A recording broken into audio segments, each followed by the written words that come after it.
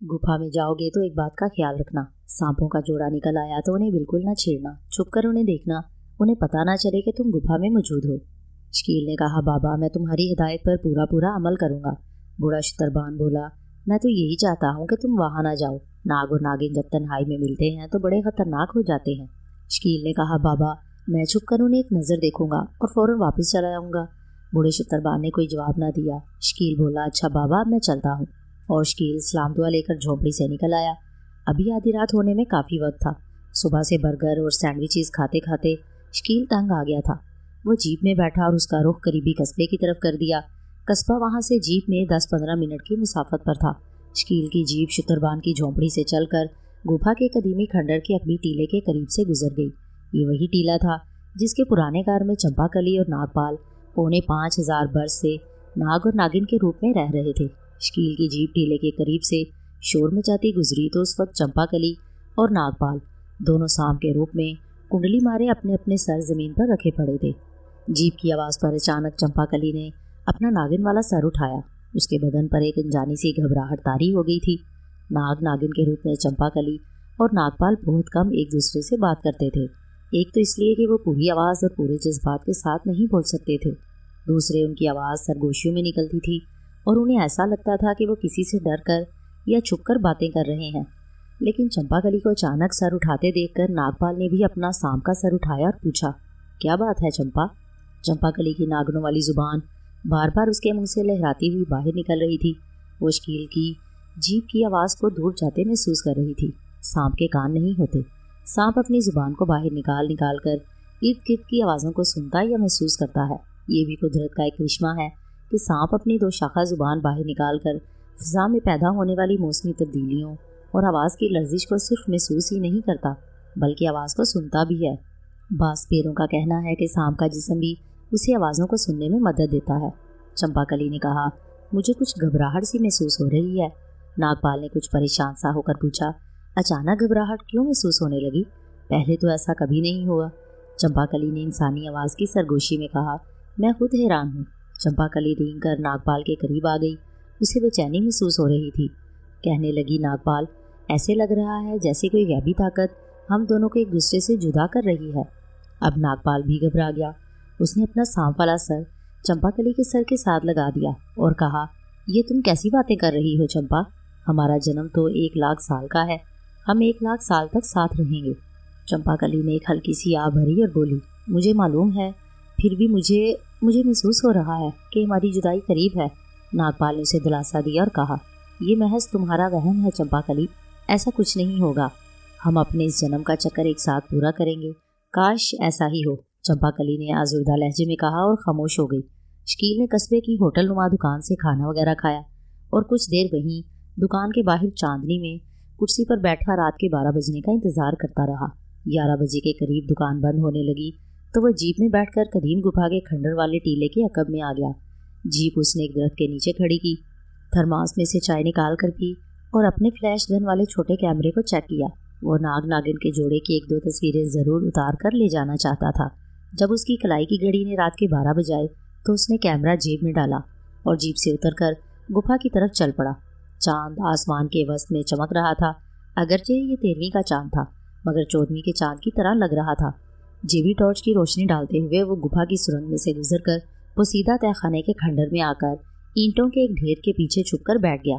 थोड़ी देर बाद वो छोटी जेबी टॉर्च की रोशनी डालकर गुफा के शिकस्ता चबूतरे के स्थान को देख लेता।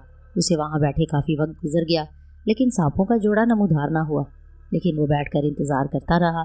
जब रात के 2 बज गए और नाग नागिन का जोड़ा वहां ना आया तो शकील को यकीन हो गया कि ये जोड़ा ज़रूर चांद की 14वीं रात को ही आता है। वो उठकर गुफा से निकल आया और जीप में ही लेटकर सो गया। दूसरी रात शकील इस यकीन के साथ आया कि आज पूरे चांद की रात है और नाग नागिन का जोड़ा ज़रूर आएगा। वो आधी रात से 1 घंटा पहले ही गुफा में ईंटों के ढेर के पीछे छुपकर बैठ गया। ईंटों का ये ढेर सुरंग से बाहर जाने वाले तंग रास्ते की अंदर की जानिब दीवार से ज़रा हटकर था, जहाँ से शकील खतरे की सूरत में आसानी से जान बचाकर भाग सकता था। खतरा सिर्फ एक ही था कि नाग नागिन का जोड़ा तन्हाई में मिलाप कर रहा होगा और ऐसी हालत में किसी इंसान की मौजूदगी से गजबनाक होकर वो शकील को डस सकता था। टॉर्च शकील के हाथ में थी। फ्लैश गन वाला छोटा इलेक्ट्रॉनिक कैमरा उसके कंधे पर लटक रहा था, जिसमें उसने पूरी नई फिल्म चढ़ा रखी थी। वो नाग नागिन के जोड़े की तस्वीरें ज़रूर बनाना चाहता था ताकि वापस जाकर प्रोफेसर जमाली साहब और नाजली को वो तस्वीरें दिखा सके। उसने घड़ी पर निगाह डाली। अभी रात के 12 बजने में आधा घंटा बाकी था। हजारों वर्ष पुरानी गुफा के खंडर में मौत का सकूत तारी था। यहाँ तक कि किसी कोने खुदरे में छुपे हुए झिंगर की आवाज़ भी इस सकूत में महल नहीं हो रही थी। इस गहरी साकित खामोशी ने शकील पर गनुदगी सी तारी कर दी। उसका सर नीचे को झुक गया।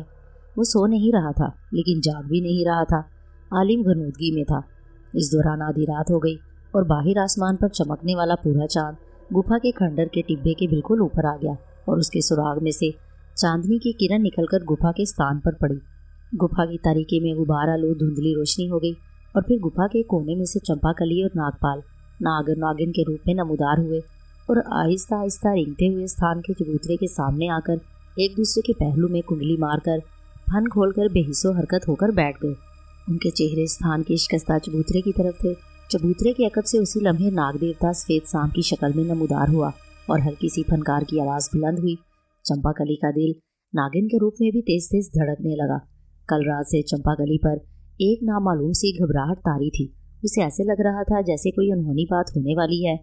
नागपाल सांप के रूप में उसके करीब ही बैठा था। शकील उनसे 10-15 फुट पीछे ईंटों के ढेर के अकब में छुपा हुआ था, लेकिन वो इस हालत में था कि उस पर गनूदगी तारी थी। उसकी गर्दन ढीली होकर नीचे को झुक गई थी। वो नाग नागिन के जोड़े और नाग देवता के सफ़ेद सांप की आमद से बिल्कुल बेखबर था। नाग देवता का सफ़ेद सांप खिलाफे मामूल पत्थर की मूर्ति बना बैठा था। ऐसे महसूस हो रहा था जैसे नाग देवता को इल्म हो गया है कि कोई नागहानी बात होने वाली है। छत के सुराख में से चांदनी की किरण खिसकती हुई जैसे ही पहले चंपाकली के नागिन वाले जिस्म पर पड़ी, वो एक खफीफ से झटके के साथ औरत की शक्ल में आ गई। उसके बाद चांदनी की किरण ने नागपाल के सांप वाले जिस्म को छूना था और उसे भी इंसानी रूप में वापस आना था। शाही रकासा के हसीन रूप में आते ही चंपाकली अपनी जगह से उठी और हाथ बांधकर नाग देवता को नमस्कार किया। गुफा में शहनाई और ढोलक की धीमी आवाज़ बुलंद हुई। एकदम से शकील की आंख खुल गई। गुफा के अंदर चांदनी की किरण से फैले हुए मध्यम उजाले में उसे जो मंजर नजर आया, उसे देखकर उसकी आंखें खुली की खुली रह गईं। उसने देखा कि एक सांप कुंडली मारे फन उठाए अपनी जगह पर साकित बैठा है। एक सफ़ेद सांप चबूतरे पर फन खोले बैठा है और उनके दरमियान एक हसीन औरत जर्क बर्क हीरे मोतियों वाले लिबास में मलबूस ढोलक और शहनाई की धीमी आवाज़ में सांप को झुककर प्रणाम कर रही है। ये अनमोल और नायाब मंजर शकील को फिर कभी देखने को नसीब नहीं हो सकता था। उसने जल्दी से कैमरा संभाला और उसे अपनी आंख के साथ लगाकर इस हैरान कुन तिलिस्मी मंजर को फोकस में ले लिया।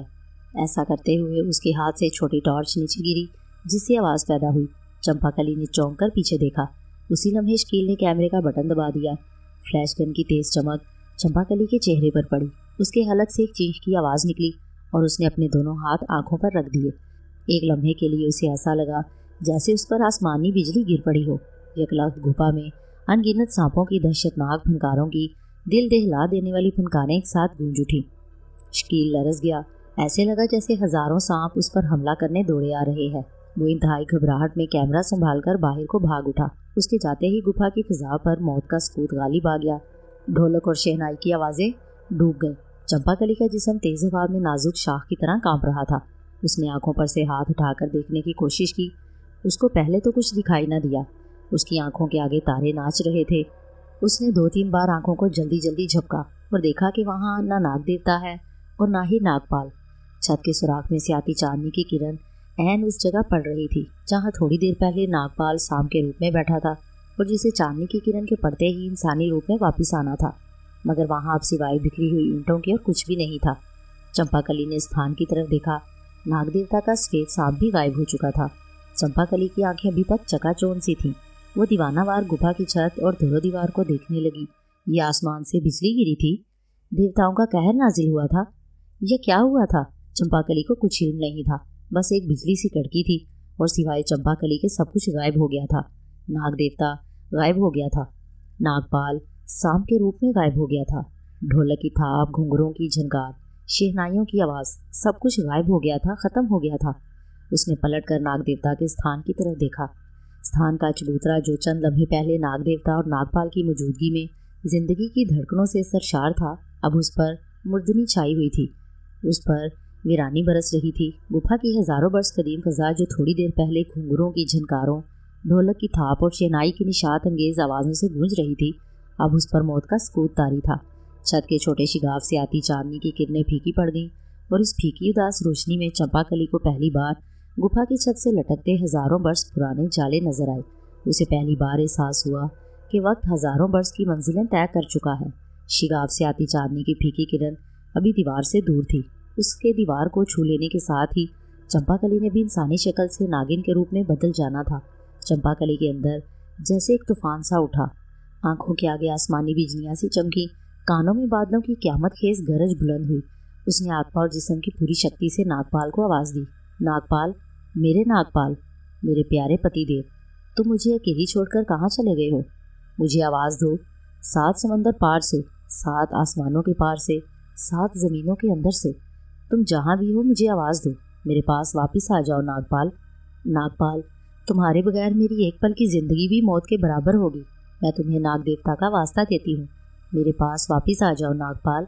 नागपाल, चंपाकली चीखती रही, फरियाद करती रही। नागपाल को आवाज़ें दे देकर बुलाती रही, मगर किसी तरफ से कोई जवाब न आया। गुफा की फिजा पर मौत की खामोशी तारी रही। चंपाकली रोते रोते ज़मीन पर बैठ गई और सिसकियाँ भरते हुए नागपाल को बुलाती रही। उसे ऐसे महसूस हुआ जैसे नागापुरम का शहर एक बार फिर ज़मीन में गर्क हो गया है और इस दफ़ा जो वो नागपाल से जुदा हुई है तो अब कभी उससे नहीं मिल सकेगी। चंपाकली दोनों हाथों में चेहरा छुपाकर रोने लगी। पहले उसने एकदम चेहरा उठाकर उस जगह पर नजरें जमा दी जहाँ कुछ देर पहले नागपाल सांप के रूप में बैठा था। वो जगह खाली पड़ी थी। चांदनी की किरण दीवार के और करीब हो गई थी। चांदनी की किरण के दीवार को छूने के साथ ही चंपाकली को नागिन के रूप में वापस आ जाना था, लेकिन उसके दिल को धड़का लगा था कि शायद अब ऐसा ना हो सकेगा। अनहोनी बातें हो रही थी।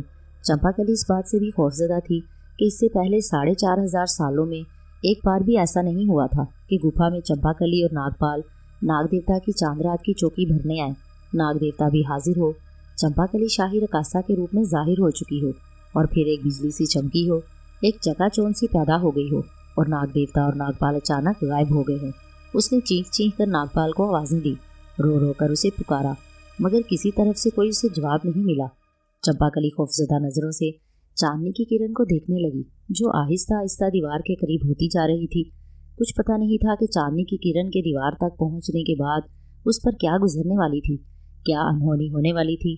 हो सकता था कि वो शाही रकासा से नागिन का रूप बदल ले, हो सकता था वो नागिन ना बन सके, ये भी हो सकता था कि वो शाही रकासा की शक्ल में भी ना रहे और किसी और रूप में जाहिर हो जाए। उसका जिस्म आने वाले किसी हादसे के खौफ से सर्द पड़ने लगा था। अपने महबूब, अपने पतिदेव नागपाल से अचानक बिछड़ जाने का गम तीर बनकर उसके सीने में उतर गया था। वो नागपाल को पुकारती गुफा के चारों कोनों में उसे तलाश करती फिर रही थी। उसकी दर्द भरी पुकार हजारों वर्ष पुरानी गुफा के दरो दीवार को हिला रही थी, मगर नागपाल उसे कहीं दिखाई नहीं दे रहा था। वो आवाज़ें देती सुरंग के दहाने के पास आई तो रुक गई।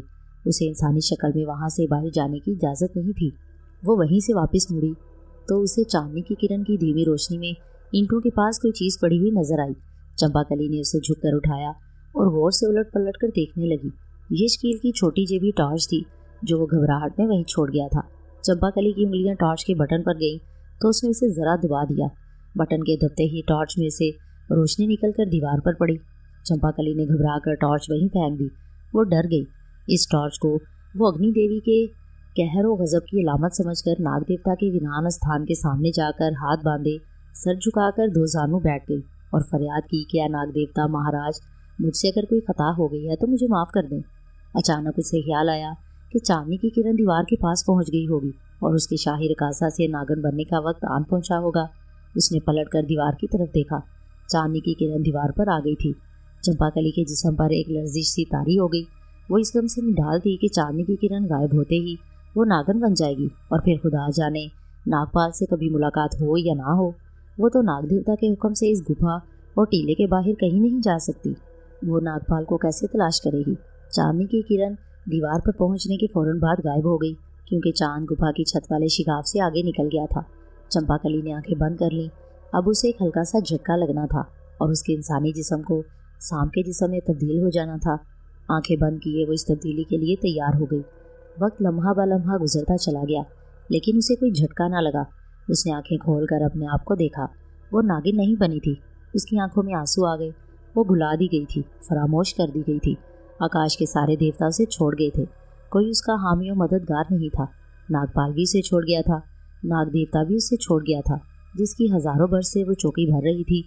चंपाकली घायल दिल और खून के आंसू रोती हुई आंखें लेकर उठी और दौड़कर नाग देवता के स्थान के सामने जाकर अपने बाजू खोल दिए और रुंधी हुई आवाज में कहा, मेरे नाग देवता महाराज, तूने अपनी दासी को भुला दिया है, मगर तुम्हारी दासी तुझे नहीं भुला सकती। आज पूनम की रात है। पूनम की रात को तुम अपने स्थान पर आकर मुझे दर्शन दिया करते हो। आज तुम आए, मगर नागरक्ष की मोहलत ना मिली और मुझे आशीर्वाद दिए बगैर चले गए और मुझे मेरी जिंदगी की तमाम मुसरतों, तमाम खुशियों से महरूम कर दिया गया। मेरे देवता महाराज, मुझसे कोई भूल हो गई है तो मुझे माफ़ कर दो, मुझे क्षमा कर दो। तुमने अपनी दासी को दर्शन नहीं दिए, मगर मैं तुम्हारी चौकी ज़रूर भरूंगी। मैं तेरा नाग रक्स ज़रूर करूंगी। और फिर चंपाकली, जो इस वक्त शाही रकासा के शाहाना जर्क बर्क लिबास में मलबूस थी, चंपाकली ना रही बल्कि एक शोला बन गई और नाग देवता के खाली स्थान के सामने नाग रक्स करने लगी। ना ढोलक की आवाज़ आ रही थी, ना कोई बीन बज रही थी, ना किसी शहनाई की आवाज़ आ रही थी, लेकिन चंपाकली दीवानावार रक्स कर रही थी। आज उसके नाग रक्स में अपने नाग से बिछड़ी हुई नागन का कहरो गजब था। उसके हलक से शोला बार फनकारों की आवाज़ें निकल रही थी। उस पर ऐसे गजब और तैश की हालत तारी थी कि जैसे वो अपने सामने आने वाली हर शय को डसकर भस्म कर देना चाहती हो। वो नागिन के रूप में नहीं थी, लेकिन उसमें हजारों लाखों गजबनाक नागिनें फनकार रही थी।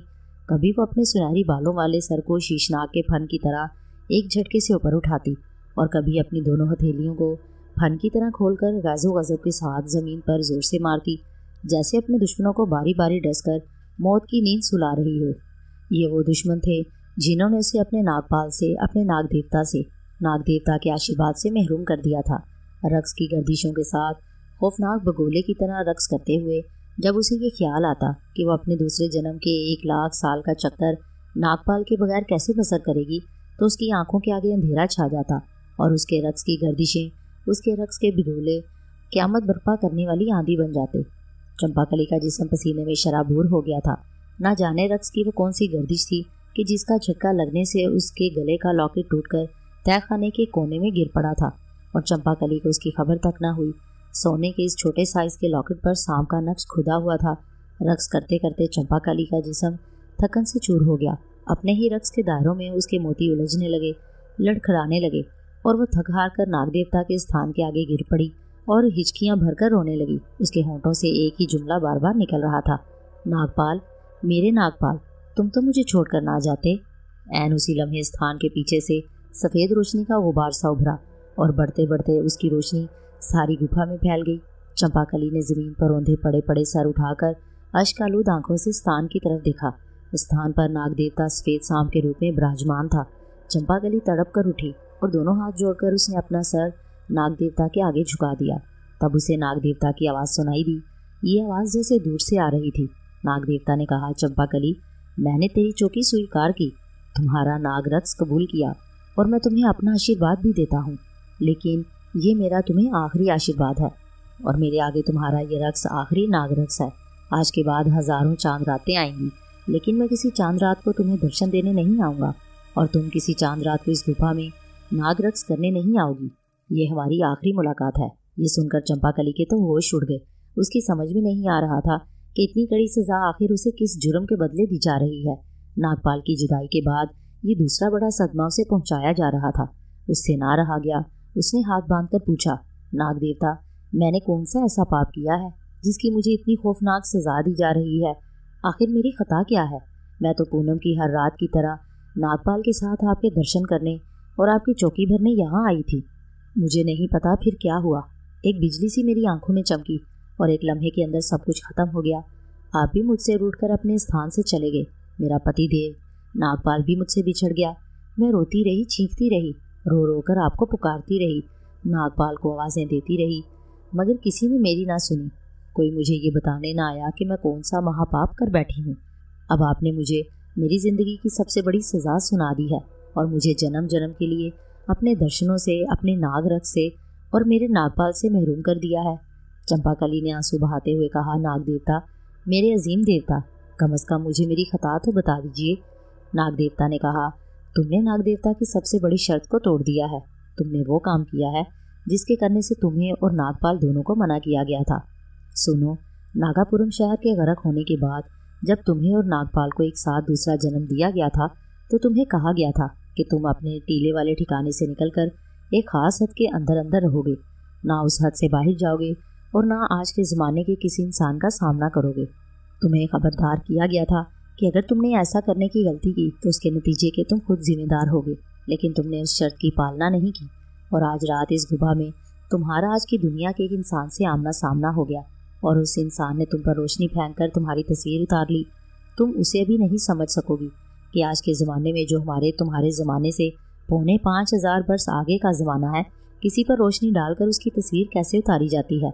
हम देवताओं को हर काल और हर युग का हाल मालूम है, आज के ज़माने में क्या हो रहा है और इंसान ने कितनी तरक्की की है और आज के बाद इंसान कितनी तरक्की करेगा और उसके साथ क्या गुजरेगी, हम देवताओं को वो भी मालूम है।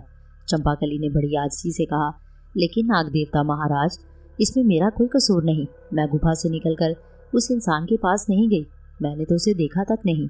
मेरी तो इस रोशनी से आंखें चकाचौंध हो गई थी। नाग देवता ने कहा, तुम उस इंसान के पास नहीं गई, ये ठीक है। तुमने उस इंसान को देखा तक नहीं, ये भी ठीक है, लेकिन वो मेरी गुफा में आ गया था और उसने तुम्हें देख लिया था। जब ये आज के ज़माने का इंसान इस गुफा की तरफ आया था तो तुम्हें देवताओं की तरफ से, मेरी तरफ से उसका इशारा मिल गया था, मगर तुम अपने पतिदेव नागपाल के नज़ारा जमाल को देखने में इस कदर गुम थी कि तुम्हें देवताओं के उस इशारे का ज़रा भी एहसास ना हुआ।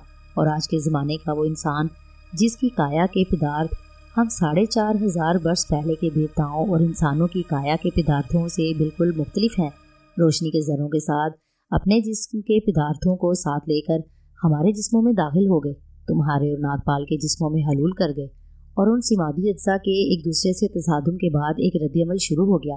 ये रद्द-ए-अमल तुम्हारे और नागपाल, तुम दोनों के जिस्मों में इस वक्त भी जारी है। मुझ पर उनका असर इसलिए नहीं हुआ कि मैं इंसान नहीं देवता हूँ। चंपाकली, तुम्हारा शरीर जो आज से हज़ारों वर्ष पहले देवी देवताओं के अज्जा के मिलाप से बना था और कोमल और निर्मल था, अब वैसा नहीं रहा। तुम्हारे जिस्म में मिलावट आ गई है, आज के ज़माने की खोट शामिल हो गई है और ये खोट, ये मिलावट उस कैमरे की रोशनी के ज़रों के साथ तुम्हारे खून में शामिल हुई है जिससे उस इंसान ने तुम्हारी तस्वीर उतारी थी। आज से हमारी दुनिया के साथ तुम्हारा रिश्ता टूट गया है। अब हम देवी के देवताओं की दुनिया में रहने के काबिल नहीं रही। जाओ चंपाकली, जाओ। जिस दुनिया ने तुम्हें हमारी दुनिया से जुदा किया है उसी दुनिया में जाकर रहो। हम आज से तुम्हें अपनी दुनिया से जिला वतन करते हैं। ये सुनकर चंपाकली थर्रा उठी, उसका अंग अंग कांप उठा। उसने नाग देवता के आगे हाथ जोड़ दिए और रोते हुए कहा, मेरे अजीम देवता, मुझे क्या खबर थी कि आज की दुनिया का, बाहर की दुनिया का कोई इंसान मुझे देख रहा है। मुझसे जो कुछ भी हुआ बेखबरी में हुआ, मुझे माफ़ कर दिया जाए। नाग देवता ने कहा, चंपाकली, अगर तुम बेखबरी में जहर खा लो और फिर ये कहो कि मुझे तो मालूम ही नहीं था कि ये जहर है, तो क्या जहर का असर ख़त्म हो जाएगा? हरगिज़ नहीं। जहर का असर तो अपना काम करके रहेगा। और फिर तुम्हें इतना बेखबर भी नहीं रखा गया था। जिस वक्त बाहर की दुनिया का ये इंसान गुफा में आ चुका था तो तुम्हें देवताओं की तरफ से और ख़ुद मेरी तरफ से एक इशारा दिया गया था। उस वक्त तुम्हारा फ़र्ज़ था कि नाग देवता की शाही रकासा होते हुए उस इशारे को समझ जाती और नागिन बनकर उस इंसान को फ़ौरन डस देती, मगर तुमने ऐसा नहीं किया। तुम नागपाल की मोहब्बत में उसके दीदार करने में मशगूल रही और वो सब कुछ हो गया जिसे नहीं होना चाहिए था। तुम इतनी बेखबर नहीं थी जितनी गाफिल थी, और गफलत हम देवताओं की दुनिया की सबसे बड़ी तौहीन है। जाओ चंपाकली, जिस दुनिया के साथ तुम्हारा ताल्लुक जुड़ गया है उस दुनिया में जाओ। हमारी दुनिया के साथ तुम्हारा ताल्लुक ख़त्म हो गया है। हमने नागपाल को भी तुम्हारे साथ ही अपनी दुनिया से जला वतन कर दिया है। बाहर की दुनिया में जाकर ये कभी ना भूलना कि अब कोई देवी देवता तुम्हारी हिफाजत नहीं करेगा। चंपाकली के हलक से एक चीख सी निकल गई। वो जानती थी कि देवताओं का कहा शास्त्रों के मुताबिक अटल होता है, उसे कोई टाल नहीं सकता। उसने खुश्क आवाज़ में सिर्फ इतना कहा, मेरे देवता, मैं देवताओं की तरफ से दी गई सज़ा को कबूल करती हूँ, लेकिन मुझे इतना ज़रूर बता दें कि बाहर की दुनिया में नागपाल मुझे कहाँ मिलेगा और किस रूप में मिलेगा। एक लम्हे के लिए गुफा में खामोशी छाई रही। फिर नाग देवता की आवाज़ गूंजी, वक्त तुम्हें ये सब कुछ बता देगा। और उसके साथ ही नाग देवता गायब हो गया। चंपाकली ने अपनी हथेलियों में चेहरा छुपा लिया और सिसकियाँ भरने लगी। देर तक चंपाकली वीरान गुफा में उसी हालत में बैठी आंसू बहाती रही। फिर उसने सर उठाकर चारों तरफ निगाह डाली। उसे गुफा की हर शय बोसीदा, धुरो दीवार स्थान का ईंटों का स्तून, चबूतरे का खंडर فرش پر بکھری ٹوٹی پھوٹی اینٹوں، ہر چیز ہر شے اجنبی دکھائی دی۔ جہاں وہ صدیوں سے پونم کی رات کو ناگ دیوتا کے آگے ناگ رقص کرتی آئی تھی، وہاں سوائے چمپا کلی کی سسکیوں اور سرد آہوں کے اور کچھ بھی نہیں تھا۔ نہ چاندنی کی روشن کرن تھی، نہ شہنائیوں کی نشاط انگیز آواز تھی، نہ گھنگروں کی جھنکار تھی، نہ ناگ دیوتا تھا، نہ ناگ پال، کچھ بھی نہیں بچا تھا۔ ہر شے اس سے کنارہ کش ہو چکی تھی، اس سے منہ موڑ چکی تھی، اسے جلا وطن کر دیا گیا تھا۔ اب اسے کبھی پونم کی رات کو ناگ رقص کے لیے اس گپھا میں نہیں آنا تھا۔ ایک جیون ساتھی تھا ناگ پال، جو اس ناگہانی آفت میں اس کا دکھ درد بانٹ سکتا تھا، وہ بھی اس سے بچھڑ گیا تھا۔ ہزاروں برس کی رفاقت ایک ہی رات میں ختم ہو گئی۔ گزرا ہوا زمانہ بہت پیچھے رہ گیا تھا، ماضی اس کی نظروں سے اوجھل ہو گیا تھا۔ آگے ایک نئی دنیا کا سفر تھا، جہاں نہ کوئی اس کا ہمدرد تھا، نہ ہم خیال، نہ مددگار تھا۔ چمپا کلی ماضی اور حال کے دوراہے پر کھڑی تھی، پیچھے جا نہیں سکتی تھی، آگے جاتے ہوئے ڈرتی تھی۔ جہاں کھڑی تھی وہاں کی زمین بھی اس کے پیروں تلے سے کھسک رہی تھی، دوسرا کوئی راستہ نہیں تھا۔ اس نے گپھا کے باہر جانے والی سرنگ کی طرف قدم بڑھایا۔ وہ ایک دو قدم چلی ہوگی کہ اچانک اس کے جسم کو ایک جھٹکا لگا۔ وہ سمجھ گئی کہ اس کے ساتھ کیا ہونے والا ہے۔ دوسرے ہی لمحے چمپا کلی انسانی شکل سے ناگن کے روپ میں آ چکی تھی۔ یہ اس کے لیے ایک اور صدمہ تھا۔ انسانی شکل میں تو وہ پھر بھی کہیں نہ کہیں اپنے لیے کوئی ٹھکانہ بنا سکتی تھی اور ناگپال کا کھوج لگا سکتی تھی، لیکن ناگن کے روپ میں تو اسے باہر کی دنیا میں کئی قسم کی مصیبتوں کا سامنا کرنا پڑے گا۔ سب سے پہلے تو اسے باہر کے لوگوں سے اپنی جان بچانی ہوگی۔ شکیل کے کیمرے کی فلیش گن کی چمک سے چمپا کلی کے جسم میں جو ہمارے ماڈرن الیکٹرانک زمانے کے کیمیاوی ذرات حلول کر گئے تھے اور جس کے بارے میں ناگ دیوتا نے اسے بتا بھی دیا تھا، ان کا بھی معلوم سا اثر چمپا کلی اپنے جسم میں محسوس کرنے لگی تھی۔ اس کے تحت شعور میں یہ احساس آہستہ آہستہ بیدار ہو رہا تھا کہ وہ ہزاروں سالوں کا سفر طے کرنے کے بعد ایک انتہائی ترقی یافتہ دنیا میں داخل ہو رہی ہے۔ اتنی بڑی، اتنی ترقی یافتہ دنیا کے ہجوم میں ناگپال کو تلاش کرنے کی مہم کا خوف الگ تھا، لیکن سب سے زیادہ پریشانی اسے یہ تھی کہ وہ ناگن کے روپ میں تھی، سانپ کے روپ میں تھی، اور سوائے سپیروں اور سانپوں کی پوجا کرنے والوں کے ہر کوئی سانپوں کا دشمن ہوتا ہے۔ یہ سارے خدشے، اندیشے اور خوف چمپا کلی کے دل میں تھے۔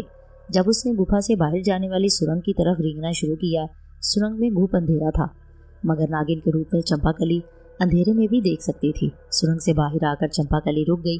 آسمان پر 14ویں کا چاند تھوڑا سا مغرب کی طرف جھک گیا تھا۔ وہ کنڈلی مار کر وہیں بیٹھ گئی۔ ایک نیا خیال اسے پریشان کرنے لگا۔ اس نے سوچا، کیا وہ ہمیشہ ناگن کے روپ میں ہی رہے گی؟ کیا وہ کبھی انسانی شکل میں واپس نہیں آ سکے گی؟ گپھا کے اندر تو وہ ناگ دیوتا کی شکتی سے چاندنی کی کرن پڑتے ہی ناگن سے شاہی رقاصہ کی شکل میں آ جاتی تھی، لیکن اب نہ ناگ دیوتا تھا اور نہ اس کی شکتی اس کے پاس تھی۔ چمپا کلی کی ہمت جواب دے گئی۔ اسے اپنی سلامتی اسی میں نظر آئی کہ اگر اسے ناگن کے روپ میں ہی ساری عمر رہنا ہے تو پھر باقی کی عمر گپھا کے اندر ہی کسی کونے میں چھپ کر گزار دے۔ لیکن جب ناگپال کا خیال آیا تو اس نے محسوس کیا کہ وہ ناگپال کے بغیر زندہ نہیں رہ سکے گی۔ اس نے اپنا ارادہ بدل لیا اور اپنی جان پر کھیل کر اپنے محبوب، اپنے پتی دیو، اپنے ناگپال کو تلاش کرنے کا فیصلہ کر لیا۔ اس نے اپنا سر اوپر اٹھا کر پورا پھن کھول دیا اور چاندنی رات میں دور ایک سرے سے دوسرے سرے تک جھلملاتی روشنیوں کو تکنے لگی۔ یہ موٹر گاڑیوں، ویگنوں، رکشاؤں، لاریوں، اسکوٹروں اور ریل گاڑیوں والے ماڈرن ہڑپا شہر کی روشنیاں تھیں۔ ان میں ہڑپا ریلوے اسٹیشن کی جگمگاتی روشنیاں اور ریلوے سگنل کی سبز سرخ روشنیاں سب سے نمایاں تھیں۔ ناگن چمپا کلی نے ان روشنیوں کی طرف رینگنا شروع کر دیا۔ یہ ایک نئی زندگی کا سفر تھا، نئی دنیا کا سفر تھا، نئی زندگی کا آغاز تھا۔ چمپا کلی کے ساتھ کیا گزرنے والی تھی، کیا کچھ ہونے والا تھا، وہ اس سے بے خبر تھی۔ ایک روز میں اپنے مکان کے دیوان خانے میں بیٹھا چائے کی پیالی سامنے رکھے سگریٹ سلگائے ناول کے پلاٹ کے بارے میں ہی سوچ رہا تھا کہ مکان کی گھنٹی بجی۔ میں نے اٹھ کر دروازہ کھولا تو میرے سامنے ایک عجیب و غریب شخص کھڑا تھا۔ اس شخص کا حلیہ بڑا پراسرار تھا، کالا سیاہ رنگ، دبلا پتلا، منڈا ہوا سر، پچکے ہوئے گال، گلے میں منکوں کی مالا، کندھے پر سپیرے والا جھولا لٹکا ہوا، ہاتھ میں سپیروں والی بین، جسم پر میلی صدری اور میلا سا تہمت تھا، آنکھیں ہلدی کی طرح زرد اور چمکتی ہوئیں۔ پہلی نظر میں یہ شخص مجھے افریقہ کا کوئی جادوگر لگا۔ اس نے میرا نام لے کر مجھ سے پوچھا، یہ آپ ہی کا نام ہے نا؟ میں نے کہا، ہاں فرمائیے، میں آپ کی کیا خدمت کر سکتا ہوں؟ وہ بولا، کیا میں آپ کا تھوڑا سا وقت لے سکتا ہوں؟ مجھے آپ سے کچھ باتیں کرنی ہے۔ پہلے تو میں نے سوچا کہ مصروفیت کا بہانہ بنا کر اس افریقی جادوگر کو یہیں سے رخصت کر دیتا ہوں، لیکن پھر خیال آیا کہ خدا جانے اس نے مجھ سے کیا باتیں کرنی ہیں جس کے لیے یہ خاص طور پر مجھ سے ملنے آیا ہے۔ میں نے کہا، اندر آ جائیں۔ وہ اندر آ کر صوفے پر بیٹھ گیا، کندھے سے جھولا اتار کر ایک طرف رکھ دیا، سپیروں والی بین بھی ایک طرف صوفے پر رکھ دی۔ मैं बड़े तजस्सुस के साथ उसकी तरफ देख रहा था और सोच रहा था कि ये स्पेरा गलती से मेरे पास आ गया है, लेकिन उसने मेरा नाम बिल्कुल सही लिया था। इससे पहले कि मैं उससे कुछ पूछता वो बोला, मेरा नाम सारंग है, मैं स्पेरा हूँ। ये हमारा जद्दी पुश्ती पेशा नहीं है, बस रोजी रोटी कमाने के लिए हमने इख्तियार कर रखा है। असल में हमारे बाओजदाद आज से हज़ारों वर्ष पहले नाग देवता के पुजारी हुआ करते थे। वो जिस नाग मंदिर में नाग देवता की पूजा पाठ किया करते थे वो नागापुरम नाम के एक शहर का सबसे बड़ा मंदिर था। हमारे कबीले में बुजुर्गों की जुबानी सीना बसीना इस शहर के बारे में ये रवायत बयान होती चली आई है कि ये शहर, जिसका नाम नागापुरम था, मोइंजोदड़ो और हड़प्पा शहरों के दरमियान वाक़या था। फिर ऐसा हुआ कि उस शहर के बाशिंदों पर शैतान गालिब आ गया। बुरे भले की तमीज़ बाकी न रही, शर्मो हयादारी जाती रही, बदकारी आम हो गई, गली गली शराब खाने खुल गए, मंदिर याशी के अड्डे बन गए। जब लोगों के बुरे कर्म और गुनाह अपने अरूज पर पहुंच गए तो कहा जाता है कि एक रात खौफनाक गड़गड़ाहट की आवाज़ बुलंद हुई, ज़मीन फट गई और नागापुरम का शहर ज़मीन के अंदर गर्क हो गया। इस शहर की बर्बादी का जिक्र उन लोकगीतों में भी मिलता है जो हमारे कबीले की औरतें ब्याह शादी के मौके पर घरों में गाती हैं। वो स्पेरा जिसने अपना नाम सारंग बताया था एक लम्हे के लिए खामोश हो गया और गहरी सोच में डूब गया। उधर मेरा अजीब हाल था। मैं हकीकत में वर्ता हैरत में डूबा हुआ उस स्पेरे का मुंह तके जा रहा था। ये बात मेरी अकल से बहुत ही बालातर थी कि एक ऐसी अफसानवी हकायत जिसके मुतालिक मैंने गुमान कर लिया था कि उसका हकीकत के साथ कोई ताल्लुक नहीं है, ये स्पेरा उसी गुमगुश्ता दास्तान का एक हकीकी किरदार बनकर मेरे सामने आ गया और मुझे ऐसी बातें बता रहा था जिनका कोई जिक्र तस्करा तारीख की किसी किताब में नहीं मिलता था। मुझे महसूस हुआ कि कुदरत ने गैब से मेरे नावल के लिए प्लॉट का बंदोबस्त कर दिया है। मेरे तजस्सुस में इजाफा हो गया। मैंने कहा, भाई, उस शहर के बारे में तुम्हारे कबीले में और कौन सी बातें मशहूर हैं? सारंग स्पेरा गहरी महवियत से चौंक कर मेरी तरफ देखते हुए बोला, एक औरत का जिक्र सदियों का सफ़र तय करता हमारे बुजुर्गों की ज़ुबानी सीना बसीना हम तक पहुंचा है। उस औरत के बारे में कहा जाता है कि वो नागापुरम के नाग मंदिर की शाही रकासा थी। हर साल पूनम की रात को नाग देवता का खास त्यौहार मनाया जाता था। उस त्यौहार के मौके पर ये शाही रकासा नाग देवता के आगे नाग रक्स किया करती थी। उस शाही रकासा का नाम चंपाकली था, जो हमारे बुजुर्ग पुजारियों की ज़ुबानी सफ़र करता हम तक पहुंचा है। हमारे लोकगीतों में उस औरत का नाम यही बयान किया गया है। ये शाही रकासा नाग देवता की मंजूर नज़र देवदासी और नर्तकी थी, लेकिन उस औरत को मंदिर के एक पुजारी नागपाल से मोहब्बत हो गई और दोनों ने शादी कर ली। नाग देवता को ये बात बुरी लगी कि उसकी चहीती देवदासी किसी पुजारी की पत्नी बन जाए, मगर चंपाकली के नाग रक्त की वजह से नाग देवता ने उसे कुछ न कहा। फिर जब उस शहर के गुनाहों की वजह से उस पर कुदरत का कहर नाजिल हुआ और शहर ज़मीन में रातों रात गर्क हो गया, तो नाग देवता ने चंपाकली शाही रकासा का दूसरा जन्म उसके पति नागपाल के साथ ही इस धरती पर नाग और नागिन के रूप में एक साथ कर दिया, ताकि शाही रकासा हर माह पूनम की रात को नाग देवता के नाग रक्स की चौकी भरती रहे। सीना बसीना हमारे कबीले में इस औरत के बारे में ये रवायत भी सुनने में आई है कि ये शाही रकासा चंपाकली अपने दूसरे जन्म में आज भी इस शहर हड़प्पा या किसी दूसरे शहर में मौजूद है। मैं बेऔलाद हूँ, मेरी कोई औलाद नहीं। हमारे कबीले के सब लोग एक एक करके बूढ़े होकर मर चुके हैं। इस वक्त सिर्फ मैं ही एक कबीले का आदमी बाकी रह गया हूँ।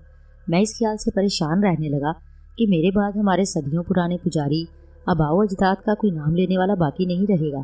तब एक रात मेरे साथ अजीबोगरीब वाक़या पेश आया। सारंग स्पेरा खामोश हो गया। उसने सर झुका दिया। मैंने चाय की प्याली बनाकर सारंग स्पेरे को पेश की और सिगरेट भी पेश किया। स्पेरे ने चाय के 2 घूंट पीकर सिगरेट सुलगाया, उसके लंबे लंबे 2 कश लगाए और मेरी तरफ चेहरा उठाकर बोला, वो पूनम की रात थी। मैं अपनी झोंपड़ी के बाहर चारपाई पर लेटा हुआ था। आसमान पर पूरा चांद अपनी चांदनी फैला रहा था। नशे की तरंग में मेरी आंखें अपने आप बंद हो रही थी। फिर शायद मैं सो गया। शायद मैंने इसलिए कहा कि मुझे महसूस हो रहा था कि मैं जाग भी रहा हूँ। आप ये समझ लें कि मेरी हालत नींद और बेदारी की दरमियानी हालत थी। मेरी आंखें बंद थी मगर मैं देख भी रहा था। फिर ऐसा हुआ कि अचानक मेरी आंखों के सामने एक गुबार सा उड़ने लगा। आहिस्ता आहिस्ता ये गुबार छट गया। क्या देखता हूँ कि मेरे सामने नारियल के दरख्तों का एक घना झुंड है, जिसके ऊपर पूनम की रात का पूरा चांद चमक रहा है।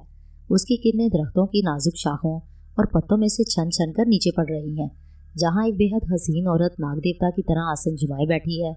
उसकी आंखें नीली और झील की तरह हैं। लंबे सुनहरी बाल शानों पर बिखरे हैं। सर पर हीरे मोतियों जड़ा ताज है। हमारे कबीले की बूढ़ी बूढ़ियाँ कदीम ज़माने में नाग मंदिरों में नाचने वाली देवदासियों के लोक गीत सुनाया करती थीं। तो उन गीतों में नाग मंदिर में नाचने वाली शाही रकासाओं का ऐसा ही हुलिया बयान किया जाता था। उस औरत की खूबसूरती और हुस्न देखकर मेरी आंखें खुली की खुली रह गईं। तब उस हसीन औरत ने अपने लब खोले और कहा, सारंग, तू मेरे नाग देवताओं के पुजारियों की औलाद में से है। मैं ये भी जानती हूँ कि तेरी कोई औलाद, कोई बहन भाई नहीं है। तू नाग देवता के पुजारियों की औलाद का आखिरी चिराग है। तेरे मरने के बाद नाग देवता और उसके आगे नाग रक्स करने वाली शाही रकासा चंपाकली का कोई नाम लेने वाला भी बाकी नहीं रहेगा। मैं नाग देवता के आगे रक्स करने वाली शाही रकासा चंपाकली हूँ। मैं तुम्हें अपनी दास्तान सुनाती हूँ। नागापुरम शहर के गरक हो जाने के बाद इस कहानी को सुनाने वाला कोई बाकी नहीं रहा और मैं सिवाय तुम्हारे और किसी को ये कहानी नहीं सुना सकती। उसे सुनकर अपनी जुबान में लिख कर रख ले ताकि नागापुरम की इबरतनाक दास्तान आने वाली इंसानी नस्लों तक पहुँचती रहे और लोग उसको पढ़कर, इसको सुनकर इबरत पकड़े और गुनाहों से अपने आप को बचाए रखें। सारंग स्पेरे के स्याफाम चेहरे पर एक अजीब सी चमक आ गई। मैं हैरत ज़दा होकर उसको तक रहा था, उसकी महव हैरत कर देने वाली बातें सुन रहा था। सारंग स्पेरे ने अपने बुझते हुए सिगरेट से दूसरा सिगरेट सुलगाया और खामोशी से उसके कश लगाने लगा।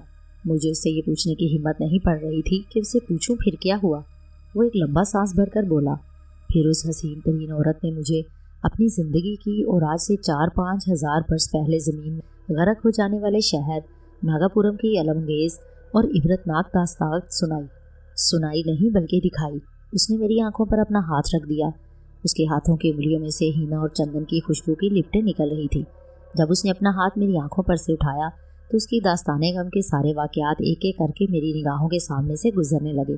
उसकी कहानी का एक एक मंजर मेरी आंखों के सामने से गुजर रहा था। मुझे ऐसे लगा कि मैं कहानी के वाक़यात, उसके सारे मनाजर के साथ सफ़र कर रहा हूँ। मैंने कहानी के वो मंजर भी देखे जहाँ चंपाकली खुद मौजूद थी। मैंने वो मंजर भी देखे जहाँ वो खुद मौजूद नहीं थी। खुदा बेहतर जानता है कि मैं सो रहा था या जाग रहा था। मैं सो भी नहीं रहा था, जाग भी नहीं रहा था। चंपाकली की दास्तान को अगर मैं एक दरिया कहूँ तो मैं उस दरिया की एक लहर बन गया था और उसके साथ साथ बह रहा था। फिर मेरी आँख खुल गई। मेरे सर के ऊपर पूनम की रात का चांद उसी तरह चमक रहा था। मालूम हुआ कि मुझे सोए या ऊँग में गए हुए आधा घंटा भी नहीं गुजरा था। उस आधे घंटे में चंपाकली ने अपनी पूरी ज़िंदगी की दास्तान बिल्कुल उसी तरह दिखा दी जिस तरह सिनेमा घर में फिल्म दिखाई जाती है। फिल्म में दिखाई जाने वाली कहानी को फिर भी 2-2.5 घंटे लग जाते हैं, लेकिन नागापुरम की शाही रकासा की दास्तान को सुनने और देखने में मुझे आधे घंटे से भी कम वक्त लगा। अब सारंग स्पेरा ज़रा दम लेने को रुका तो मुझसे रहा न गया। मैंने पूछा, क्या वो कहानी तुम मुझे सुना सकते हो? स्पेरे ने सिगरेट की राख झाड़ते हुए कहा, मुझे उस दास्तान का एक एक मंजर, एक एक वाक़या पूरे का पूरा याद है, बल्कि मेरी आंखों के सामने है और मैं उसे सुनाने के लिए ही तुम्हारे पास आया हूँ, क्योंकि मैं लिखना पढ़ना नहीं जानता। मुझे पता चला था कि तुम पुरानी दास्तानें लिखकर उसकी किताबें बनाते हो। तुम्हारा पता पूछता पूछता मैं तुम्हारे पास आ गया हूँ। मैं चाहता हूँ कि तुम नागापुरम शहर और नाग देवता के पुजारियों की ये कहानी लिखकर इसकी किताब बना दो, ताकि मेरे मरने के बाद मेरे पुरखों, हमारे नाग देवता के पुजारी आबाओ अजदाद की ये अमानत आने वाली नस्लों तक पहुँचती रहे। इस तरह से न सिर्फ हमारे आबाओ अजदाद का नाम जिंदा रहेगा, बल्कि इस दास्तान को पढ़कर लोग इबरत का सबक हासिल करेंगे। उसने सिगरेट का एक लंबा कश लगाया और कहने लगा, शाही रकासा चंपाकली ने अपनी दास्तान में कदीम नागापुरम शहर के नाग मंदिर की गुफा की जगह आज के हड़प्पा शहर के करीब एक टीले के पास बताई थी। मैं खुद वहाँ गया था। वहाँ एक ज़मीन दोज गुफा मौजूद थी। वहाँ मुझे एक स्पेरा मिला जिसने मुझे बताया कि इस गुफा के बारे में मशहूर है कि यहाँ पूरे चांद की रात को नाग और नागिन का एक जोड़ा आता है। कहते हैं कि ये नाग और नागिन नाग देवता के नाग रक्स की चौकी भरने आते हैं। चूँकि हमारे कबीले में शुरू ही से स्पेरों और स्पेरनों को वहाँ जाने से सख्ती से मना किया जाता है कि जहाँ नाग देवता की चौकी भरी जाती हो वहाँ किसी स्पेरे और स्पेरन को हरगिज़ नहीं जाना चाहिए। इसलिए मैं इस गुफा के अंदर नहीं गया, बाहर से ही उसकी सुरंग को देखकर वापस चला आया। अब मैं तुम्हें नागापुरम की शाही रकासा की कहानी सुनाना चाहता हूँ। क्या तुम्हारे पास इतना वक्त है? ये कहानी एक निशिस्त में ख़त्म नहीं होगी। मुझे बैठे बिठाए मोंजोदड़ो और हड़प्पा के कदीम तरीन अहद की एक तहैयर अफरोज़ दास्तान हाथ लग गई थी। मैंने कहा, चाहे 10 दिन लग जाए, मैं ये कहानी ज़रूर सुनूंगा। सारंग स्पेरा रोज़ाना सुबह आता, नाश्ता मेरे साथ करता और 1 घंटा कहानी सुनाकर चला जाता। 1 हफ्ता लगाकर उसने नागापुरम की शाही रकासा की सारी दास्तान सुना दी। मैंने उसकी कहानी 7 ऑडियो कैसेट पर रिकॉर्ड कर ली। जब सारंग स्पेरे ने मुझे सारी कहानी सुना दी तो कहने लगा, नाग देवता, नाग मंदिर की शाही रकासा और नाग देवता के हमारे पुजारी आबाओ अजदाद की तरफ से مجھ پر جو فرض لاگو ہوتا تھا وہ میں نے پورا کر دیا ہے۔ اب تم مجھ سے وعدہ کرو کہ اس کہانی کی کتاب بنا کر لوگوں تک پہنچا دو گے تاکہ ہمارے بزرگوں، ہمارے پرکھوں کا نام باقی رہے۔ میں نے سارنگ سپیرے کو یقین دلایا کہ وہ بے فکر رہے، یہ داستان کتابی شکل میں چھپ کر لوگوں تک ضرور پہنچ جائے گی۔ وہ اٹھ کھڑا ہوا، کہنے لگا، مجھے تم پر یقین ہے، اب میں چلتا ہوں۔ وہ جانے لگا تو میں نے اس سے پوچھا، تم نے شاہ رکاسا کی کہانی میں بتایا ہے کہ وہ سانپ کے روپ میں ہماری آج کی ماڈرن دنیا میں داخل ہو چکی ہے اور اپنے محبوب ناگپال کی تلاش میں ہے، کیا تم اس کا کھوج نہیں لگاؤ گے؟ ہو سکتا ہے وہ تمہیں مل جائے۔ سارنگ سپیرے نے جواب دیا، یہ دیوتاؤں کے شراپ اور شاہی رکاسا کے دوسرے جنم کا معاملہ ہے، ہمیں اس میں دخل دینے کی اجازت نہیں۔ میں نے اس سے کہا، تم کبھی کبھار میرے پاس آتے رہنا، جیسے ہی اس کہانی کی کتاب چھپ گئی میں اس کی ایک کاپی خود تمہیں پیش کروں گا۔ وہ بولا، ہمارے قبیلے کے لوگوں کا عقیدہ ہے کہ ہمارے ذمے کچھ فرض ہوتے ہیں جنہیں ادا کرنے کے لیے ہم اس دنیا میں آتے ہیں، جب وہ فرض ادا ہو جاتے ہیں تو ہم اس دنیا سے چلے جاتے ہیں۔ یہ میری زندگی کا آخری فرض تھا جو میں نے ادا کر دیا، شاید اب میری آپ کی ملاقات نہ ہو۔ اتنا کہہ کر سارنگ سپیرا چل دیا۔ اس کے جانے کے بعد میں نے اس کی آواز میں ریکارڈ کیے ہوئے 7 کیسٹ باری باری کیسٹ پلیئر پر چڑھا کر سنے۔ جیسا کہ سارنگ سپیرے نے بیان کیا تھا کہ یہ کہانی اسے شاہی رکاسا چمپاکلی نے سنائی نہیں تھی، بلکہ اسے ایک فلم کی طرح خواب کی حالت میں شروع سے آخر تک دکھا دی تھی، جس کی وجہ سے سارنگ سپیرے نے کہانی کے وہ مناظر بھی اپنی آنکھوں سے دیکھے تھے جن میں چمپاکلی موجود نہیں تھی، اور ایسے ایکشن بھی دیکھے تھے جن کے بارے میں چمپاکلی کو کچھ علم نہیں تھا۔ مثلاً کہانی کے آخر میں جب چمپاکلی دنیا میں اکیلی اور بے یار و مددگار رہ جاتی ہے اور انتہائی دل گرفتگی کے عالم میں اشکبار آنکھوں کے ساتھ گپھا میں ناگ دیوتا کے سامنے اپنا آخری ناگ رقص پیش کرتی ہے، تو ایک تڑپتی ہوئی موج کی طرح دیوانہ وار رقص کرتے ہوئے اس کے گلے کا طلائی لاکٹ ٹوٹ کر گر پڑتا ہے، جس کی چمپاکلی کو بھی خبر نہیں ہوتی۔ میں نے کیسٹ پر کہانی کے اس حصے کو بار بار ریوائنڈ کر کے سنا۔ سارنگ سپیرے نے بڑے واضح الفاظ میں بیان کیا تھا کہ اس نے آخری رقص کے دوران چمپاکلی کے گلے سے طلائی لاکٹ ٹوٹ کر گپھا میں ایک طرف گرتے دیکھا تھا۔ سارنگ سپیرے نے یہ بھی کہا تھا کہ وہ اس لاکٹ کی تلاش میں ناگ دیوتا کی ہزاروں برس پرانی گپھا کے کھنڈر میں ضرور جاتا، لیکن چونکہ ان کے قبیلے کے سپیروں کو ناگ دیوتا کی پرانی گپھاؤں میں داخل ہونے سے سختی سے منع کیا جاتا تھا، اس لیے وہ وہاں نہیں گیا۔ میں نے کیسٹ پلیئر بند کر دیا۔ ایک مصنف کی حیثیت سے قدرتی طور پر میرے دل میں خواہش پیدا ہوئی کہ ہڑپا کے قرب و جوار میں اس قدیم گپھا کے کھنڈر میں جا کر دیکھا جائے کہ چمپاکلی کا لاکٹ اب بھی وہاں موجود ہے یا نہیں۔ اگر وہ لاکٹ وہاں پر موجود ہوا تو اس سے ثابت ہو جائے گا کہ سارنگ سپیرے نے چمپاکلی کی جو داستان سنائی ہے اس میں کوئی مبالغہ نہیں۔ اس طرح سے اس لاکٹ سے چمپاکلی کی کہانی کی تصدیق ہو جاتی۔ میں نے ہڑپا جانے کا فیصلہ کر لیا۔ چمپاکلی کی داستان کے 7 کیسٹ بڑی احتیاط کے ساتھ پلاسٹک کے لفافے میں ڈال کر اپنی الماری میں رکھے اور تالا لگا دیا۔ اس سے اگلے روز میں ٹرین پر سوار ہو کر ہڑپا شہر کی طرف روانہ ہو گیا۔ قدیم ہڑپا شہر کے کھنڈرات جدید شہر کی آبادی سے کچھ فاصلے پر واقع ہے۔ سارنگ سپیرے نے جو داستان سنائی تھی اس سے ظاہر ہوتا تھا کہ غرق شدہ ناگاپورم شہر قدیم ہڑپا شہر کے کھنڈروں کے مغرب میں واقع تھا، اور اس شہر کے سب سے بڑے ناگ مندر کی زمین دوز گپھا کا کھنڈر ایک جگہ ایک ٹبے کے پہلو میں ہے، اور میں پہلے بھی عرض کر چکا ہوں، میں اس ٹبے تک گیا تھا اور اس میں موجود گپھا کو باہر سے ہی دیکھ کر آ گیا تھا۔ چنانچہ میں آسانی کے ساتھ اس ٹبے کے پاس پہنچ گیا۔ ٹبے کی دائیں طرف ایک جگہ اونچی اونچی جھاڑیوں میں اندر جانے کا راستہ بنا ہوا تھا۔ میں سمجھ گیا کہ یہی وہ سرنگ نما راستہ ہے جو ناگ مندر کی زمین دوز گپھا کو جاتا ہے۔ دن کا وقت تھا، دھوپ نکلی ہوئی تھی۔ میں سرنگ میں سے گزر کر ہزاروں برس پرانی گپھا میں آ گیا۔ گپھا میں آتے ہی مجھ پر ایک ہیبت سی طاری ہو گئی۔ شاہی رکاسا چمپاکلی کی اور گنا کے شہر ناگاپورم کی صدیوں پرانی عبرت ناک داستان علم میری آنکھوں کے سامنے آ گئی۔ یہ وہ جگہ تھی جہاں سے اس عبرت خیز داستان کا آغاز ہوا تھا، اور یہی وہ جگہ تھی جہاں یہ کہانی اپنے حسرت ناک انجام کو پہنچی تھی۔ مجھے ایسے محسوس ہوا جیسے میرا 20ویں صدی سے رابطہ یکلخت ختم ہو گیا ہے، اور میں ایک ایسی زمین دوز قبر میں اتر آیا ہوں جہاں 5000 برس پرانے ایک گنہگار شہر کی آخری لرزہ خیز چیخیں، اس کی آہو بگا اور اس کی بین کرتی واویلا کرتی المناک آوازیں دفن ہیں۔ ایک ہولناک سناٹا چھایا ہوا تھا جس میں عذاب سہتی گنہگار روحوں کی دبی دبی سسکیوں کی آوازیں سنائی دیتی محسوس ہو رہی تھی۔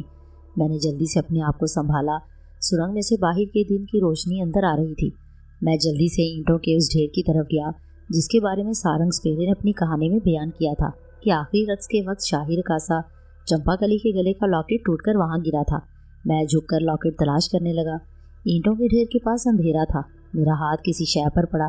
میں نے اسے اٹھا لیا۔ یہ ایک چھوٹی پاکٹ سائز کی ٹارچ تھی میں نے اس کا بٹن دبایا، وہ روشن ہو گئی۔ یہ وہ ٹارچ تھی جو چمپا کلی کی تصویر اتارتے وقت آرکیالوجی کے اسٹوڈنٹ شکیل کے ہاتھ سے چھوٹ کر گر پڑی تھی۔ میں ٹارچ کی روشنی ڈال کر لاکٹ تلاش کرنے لگا۔ ایک جگہ مجھے وہ لاکٹ مل گیا۔ یہ چھوٹے سائز کا سونے کا لاکٹ تھا جس پر سانپ کا پھن کھدا ہوا تھا۔ میں نے اسے بڑی احتیاط کے ساتھ اپنی بشرٹ کی جیب میں رکھ لیا اور گپھا سے باہر آ گیا۔ اسی روز میں ریل گاڑی میں بیٹھ کر لاہور واپس آ گیا۔ شاہی رقاصہ کے لاکٹ کو نکال کر بجلی کی روشنی میں بڑے غور سے دیکھا۔ یہ سونے کا لاکٹ تھا۔ یہ اپنی زنجیری سے نکل کر گرا تھا۔ زنجیری کو میں نے گپھا میں تلاش نہیں کیا۔ سانپ کا پھن بڑی نفاست سے کھود کر بنایا گیا تھا۔ پھر میں نے پاکٹ سائز کی ٹارچ کو نکال کر دیکھا۔ یہ آج کے زمانے کی ٹارچ تھی۔ کہانی کے مطابق یہ ٹارچ یونیورسٹی کے شعبہ آرکیالوجی کا اسٹوڈنٹ شکیل اپنے ساتھ لیتا گیا تھا۔ تب مجھے خیال آیا کہ اس اسٹوڈنٹ نے اپنے کیمرے سے چمپا کلی کی فوٹو اتارنے کی بھی کوشش کی، اور کیمرے کی فلیش گن کی روشنی جیسے ہی چمپا کلی کے چہرے پر پڑی، اسٹوڈنٹ شکیل کو گپھا میں ہزاروں سانپوں کی غضب آلود فنکاروں کی آوازیں سنائی دی اور وہ ڈر کر وہاں سے بھاگ آیا۔ اسے احساس تک نہیں ہوا تھا کہ اس کے کیمرے کی فلیش گن کی روشنی نے چمپا کلی کے چہرے پر پڑتے ہی اس کی کایا پلٹ کر رکھ دی ہے۔ میں نے سوچا کہ اگر شکیل کے کیمرے کی فلیش گن آن ہو گئی تھی تو ضرور چمپا کلی کی فوٹو بھی فلم پر آ گئی ہوگی۔ یونیورسٹی کے اسٹوڈنٹ سے ملنا میرے لیے ضروری ہو گیا تاکہ میں چمپا کلی کی فوٹو دیکھ سکوں۔ یونیورسٹی کے شعبہ آرکیالوجی میں شکیل نام کے اسٹوڈنٹ کو تلاش کرنا کوئی مشکل کام نہیں تھا۔ وہ یونیورسٹی کی کینٹین کے کونے میں چائے کی پیالی سامنے رکھے اکیلا بیٹھا کسی کتاب کے مطالعے میں مصروف تھا۔ میں نے اپنا تعارف کروایا تو وہ بڑے ادب سے اٹھ کر ملا۔ وہ میری کتابیں شوق سے پڑھتا تھا۔ میں نے اسے اصل قصہ تو نہ سنایا، بس یہی کہا کہ میں ان دنوں وادی سندھ کی قدیم تہذیب پر ایک تاریخی ناول لکھ رہا ہوں۔ اس سلسلے میں مجھے پتہ چلا کہ ہڑپا کے نزدیک ایک زمین دوز کھنڈر ہے جہاں چاند رات کو ناگ ناگن کا جوڑا آتا ہے۔ میں نے پورے چاند کی ساری رات اس زمین دوز کھنڈر میں گزار دی، مگر میں نے وہاں کسی ناگ ناگن کو نہیں دیکھا۔ وہاں ایک خانہ بدوش قسم کے ساربان سے ملاقات ہو گئی۔ اس کی زبانی معلوم ہوا کہ تمہارے کالج کے کچھ لوگ بھی وہاں اس سلسلے میں گئے تھے اور انہوں نے ناگ ناگن کے جوڑے کی فوٹو بھی اتاری تھی۔ کیا میں ان لوگوں سے مل سکتا ہوں؟ میں ناگ ناگن کے جوڑے کی فوٹو دیکھنا چاہتا ہوں۔ شکیل نے کہا، سر وہ میں ہی ہوں جو چاند رات کو زمین دوز کھنڈر میں گیا تھا۔ میں نے پوچھا، کیا تم نے ناگ ناگن کے جوڑے کو دیکھا تھا؟ ہاں، وہ بولا، بلکہ میں نے ناگن کو حسین عورت کے روپ میں بھی دیکھا تھا۔ مجھے تو ساری کہانی کا علم تھا، مجھے صرف فوٹو سے دلچسپی تھی۔ میں نے رسمی طور پر تھوڑی حیرانی کا اظہار کرتے ہوئے پوچھا، تم نے فوٹو اتاری تھی؟ وہ بولا، اتاری ضرور تھی، مگر جب ڈارک روم میں اسے ڈیولپ کرنے لگا تو کاغذ بالکل بلیک تھا، کوئی تصویر نہیں اتری تھی۔ سر، میں نے ایسی حسین عورت اپنی زندگی میں آج تک نہیں دیکھی۔ سنہرے بال، نیلی آنکھیں، سر پر ہیرے موتیوں کا تاج۔ میری آنکھوں کے سامنے وہ ناگن سے عورت کے روپ میں آئی تھی۔ میں نے اپنے پروفیسر کو بتایا، دوستوں کو بتایا، سب میرا مذاق اڑانے لگے۔ کسی کو یقین نہیں آتا تھا۔ اس عورت کی فوٹو اتر نہیں سکی۔ میرے پاس کوئی ثبوت نہیں تھا۔ اتنا کہہ کر خاموش ہو جاتا ہوں کہ ہو سکتا ہے یہ میرا وہم ہو، میں نے جاگتے میں کوئی سپنا دیکھا ہو، مگر سر وہ سپنا نہیں تھا۔ آپ یقین کریں، وہ عورت مجھ سے 25 فٹ کے فاصلے پر کھڑی تھی۔ اس نے میری طرف مڑ کر دیکھا بھی تھا۔ اف، اس عورت کے حسن میں ایک جادو تھا، ایک طلسم تھا۔ مائی گاڈ، تم دوبارہ وہاں نہیں گئے؟ میں نے پوچھا۔ وہ کہنے لگا، سر میں تو پہلی بار بھی بڑی مشکل سے جان بچا کر بھاگا تھا۔ فلیش گن کی روشنی کے ساتھ ہی وہاں خدا جانے کتنے زہریلے سانپ نکل آئے تھے۔ ان کی غضبناک پھنکاریں گونجنے لگیں۔ میں سر پر پاؤں رکھ کر وہاں سے بھاگ آیا۔ میں جو مقصد لے کر وہاں گیا تھا اس میں مجھے کامیابی حاصل نہ ہو سکی۔ میں گنہگار اور بدقسمت شہر ناگاپورم کی شاہی رقاصہ چمپا کلی کی تصویر دیکھنا چاہتا تھا، مگر خدا جانے کس وجہ سے کیمرہ اس کی فوٹو نہ اتار سکا۔ میں واپس آ گیا۔ اگلے روز میں نے چمپا کلی کی داستان لکھنی شروع کر دی۔ سارنگ سپیرے کی زبانی کہانی کے واقعات میں نے 7 کیسٹوں پر ریکارڈ کیے تھے۔ پہلی ٹیپ کیسٹ پلیئر پر چڑھا کر کبھی فارورڈ کبھی ریوائنڈ کر کر کے انہیں سنتا اور اپنے الفاظ اور اپنی عبارت میں انہیں قلم بند کرتا جاتا۔ یہ بڑا محنت طلب کام تھا۔ مجھے 4 مہینے لگ گئے۔ مسودہ مکمل ہو گیا تو میں نے 3 دن لگا کر اسے پڑھا، اس کی نوک پلک درست کی اور چھپنے کے لیے اپنے ناشر صاحب کے حوالے کر دیا۔ جس روز میں نے کہانی کا مسودہ چھپنے کے لیے دیا اس روز چاند کی 13ویں تاریخ تھی۔ اگلی رات پورے چاند کی رات تھی۔ میری شروع سے ہی یہ عادت ہے کہ میں رات کو گھنٹہ 1.5 گھنٹہ کسی ادبی یا تاریخی کتاب کا مطالعہ کیے بغیر نہیں سوتا۔ اس رات بھی میں حسب عادت اپنے کمرے میں پلنگ پر دراز مطالعے میں مشغول تھا۔ رات کے 12 پونے 12 کا وقت تھا۔ میرا کوئی الگ بیڈ روم نہیں ہے۔ جس کمرے میں پڑھنے لکھنے کا کام کرتا ہوں وہی میرا بیڈ روم بھی ہے۔ ایک طرف کھڑکی کے پاس تخت پوش پر میرا بستر لگا رہتا ہے और रात को पढ़ते पढ़ते उसी पर सो जाता हूँ। मेरे कमरे के पीछे एक मुख्तसर सा बागीचा है जहाँ मैंने कुछ फूल पौधे लगा रखे हैं। उनमें चंपाकली की एक बेल भी है जिस पर मौसम बहार में छोटे छोटे सफ़ेद फूल खिलते हैं। रात की रानी की तरह उन फूलों की खुशबू भी रात के वक्त अपनी महक बखेरती है। खासतौर पर चांदनी रातों में बागीचे की फ़ज़ा उनकी खुशबू से भर जाती है। हमारे एक रिश्तेदार बुजुर्ग जो बंगाल बहार में अपनी ज़िंदगी का पेशतर हिस्सा गुजार चुके थे, एक बार हमारे घर आए तो उन्होंने चंपाकली की बेल को देखकर मुझसे कहा, इस बेल पर रात को सांप आता है, तुमने इसे घर में क्यों लगवा लिया? ये जंगल की बेल है। मगर मुझे इस बेल को खाने का हौसला ना हुआ। मैंने उस बेल को बांस की एक छतरी के ऊपर चढ़ा रखा है जिसके नीचे कभी कभी शाम के वक्त बैठकर मैं चाय पिया करता हूँ। लेकिन उस बुजुर्ग की बात का मुझ पर कुछ ऐसा नफसियाती असर हो गया था कि मैं रात के वक्त चंपाकली की बेल के करीब नहीं जाता कि कहीं सांप ना निकल आए। जिस रात का मैं जिक्र कर रहा हूँ वो मौसम बहार की खूबसूरत रात थी। आसमान पर 14वीं रात का चांद निकला हुआ था। उसकी चांदनी खिड़की के बाहर मेरे मकान के बागीचे में खिली हुई थी। चंपाकली के फूलों की खुशबू भी अपने जोपन पर थी। खुली खिड़की में से खुशबू के झोंके कमरे में आ रहे थे। मेरे सरहाने टेबल लैंप रोशन था। मैं अपने बिस्तर पर नीम दराज मुताले में मुनहमिक था। चारों तरफ खामोशी छाई हुई थी। पढ़ते पढ़ते मुझ पर गंदगी सी तारी होने लगी तो मैंने हाथ पीछे करके टेबल लैंप की बत्ती बुझा दी और किताब एक तरफ रख कर वैसे ही तख्तपोश की पुश्त से टेक लगाए आंखें बंद कर ली। मैं अभी नींद और गनूदगी के दरमियान ही था कि मुझे एक अजीब सी आवाज़ सुनाई दी। मैंने बोझल पलकें उठाकर कमरे में निगाह डाली। टेबल लैंप के बुझने से खुली खिड़की में से पूरे चांद की दूधिया चांदनी के अक्स ने कमरे की फ़िज़ा में धीमी रोशनी का एक गुबार सा फैला रखा था जिससे कमरे की फ़िज़ा बड़ी तिलिस्मी हो गई थी। जो नामानूस सी आवाज़ मुझे सुनाई दी थी वो दोबारा सुनाई ना दी। मैंने उसे अपना वहम समझकर दोबारा आंखें बंद कर ली और इसी हालत में पड़े पड़े सोने की कोशिश करने लगा। नींद मुझे अपनी आगोश में ले जा रही थी कि अचानक वही अजनबी आवाज़ एक बार फिर सुनाई दी। मैंने आंखें खोल दी और कान उस आवाज़ पर लगा दिए। कमरे में गहरी खामोशी छाई हुई थी। चंपाकली की खुशबू से कमरा महक रहा था। मैं अब पूरी तरह बेदार था क्योंकि दूसरी मरतबा मैंने उस पुरस्रार आवाज़ को बहुत साफ सुना था। ये ऐसी आवाज़ थी जैसे किसी ने मेरे कान के बिल्कुल करीब आकर गहरा सांस लिया हो। एक सरसराहट सी हुई। मैंने पलटकर खिड़की की तरफ देखा तो मारे दहशत के मेरा जिस्म सुन्न हो गया। खिड़की में नुस्वारे रंग का एक सांप पूरा फन खोले कुंडली मारे बैठा मेरी तरफ टिकटिकी बांधे देख रहा था। चांदनी में उसकी सुर्ख अनार के दानों जैसी आंखें चमक रही थी। मेरा खून खुश्क हो गया। इतनी भी हिम्मत न रही कि उठकर भाग जाऊं। सांप मुसलसल मेरी तरफ देख रहा था। अचानक एक औरत की आवाज़ सुनाई दी। उसने मेरा नाम लेकर कहा, डरो नहीं, मैं तुम्हें नुकसान पहुंचाने नहीं आई। मैंने घबरा कर दरवाजे की तरफ देखा कि शायद वहाँ कोई औरत मौजूद है जो मुझसे हम कलाम हुई है, मगर दरवाज़ा बंद था। इतने में उस औरत की आवाज़ फिर सुनाई दी, मैं दरवाजे में नहीं हूँ, तुम्हारे सामने खिड़की में बैठी हूँ। मैं फटी फटी आंखों से खिड़की में कुंडी मारे सांप की तरफ देखने लगा। औरत की आवाज़ एक बार फिर सुनाई दी। उसने दोबारा मेरा नाम लेकर कहा, तुम्हारा हैरान होना एक कुदरती बात है। तुमने आज तक किसी सांप को औरत की आवाज़ में बोलते नहीं देखा। अब आहिस्ता आहिस्ता मेरे होश हवास अपनी जगह पर वापस आ गए। मैंने हिम्मत करके पूछा, तुम कौन हो? उसने कहा, मैं उस दास्तान की बदनसीब हीरोइन हूँ जिसकी तुमने किताब लिखी है। मेरा नाम चंपाकली है। अब मेरा एतमाद पूरी तरह से बहाल हो गया। मैं टेबल लैंप जलाने लगा तो चंपाकली की आवाज़ आई, इसे मत जलाना, आज पूनम की रात है, पूरे चांद की रात है। इस रात से मेरी बड़ी दर्दंगेज यादें जुड़ी हुई हैं। कभी इस रात को मैं शाही रकासा के जर्ब बर्क लिबास में नाग देवता के आगे नाग रक्स किया करती थी। सारंग स्पेरे की जुबानी सुनी हुई चंपाकली की सारी दास्तान मोहब्बत मेरी आंखों के सामने आ गई। मैंने चंपाकली से कहा, मुझे सारंग स्पेरे ने तुम्हारी दास्तान सुनाई थी। कहता था मैं नाग देवता के पुजारियों की औलाद में से हूँ। क्या उसने जो कहानी मुझे सुनाई है वो वाकई सच्ची है? चंपाकली की तरफ से कोई जवाब न आया। मैं खिड़की में बैठे सांप को देख रहा था। फिर जैसे चंपाकली ने एक आ भरी गहरा सांस लिया और बोली, सच क्या है झूठ क्या है ये तुम नहीं समझ सकोगे।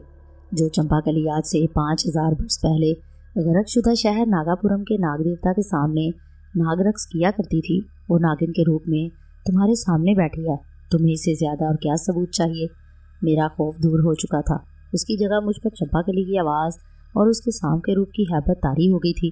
चंपाकली की आवाज़ इंसानी तारीख के मुनहदिम शुदा ईवानों और जाबिर शहनशाहों के शाही महलात के तबाह हाल खंडरात की आवाज़ थी।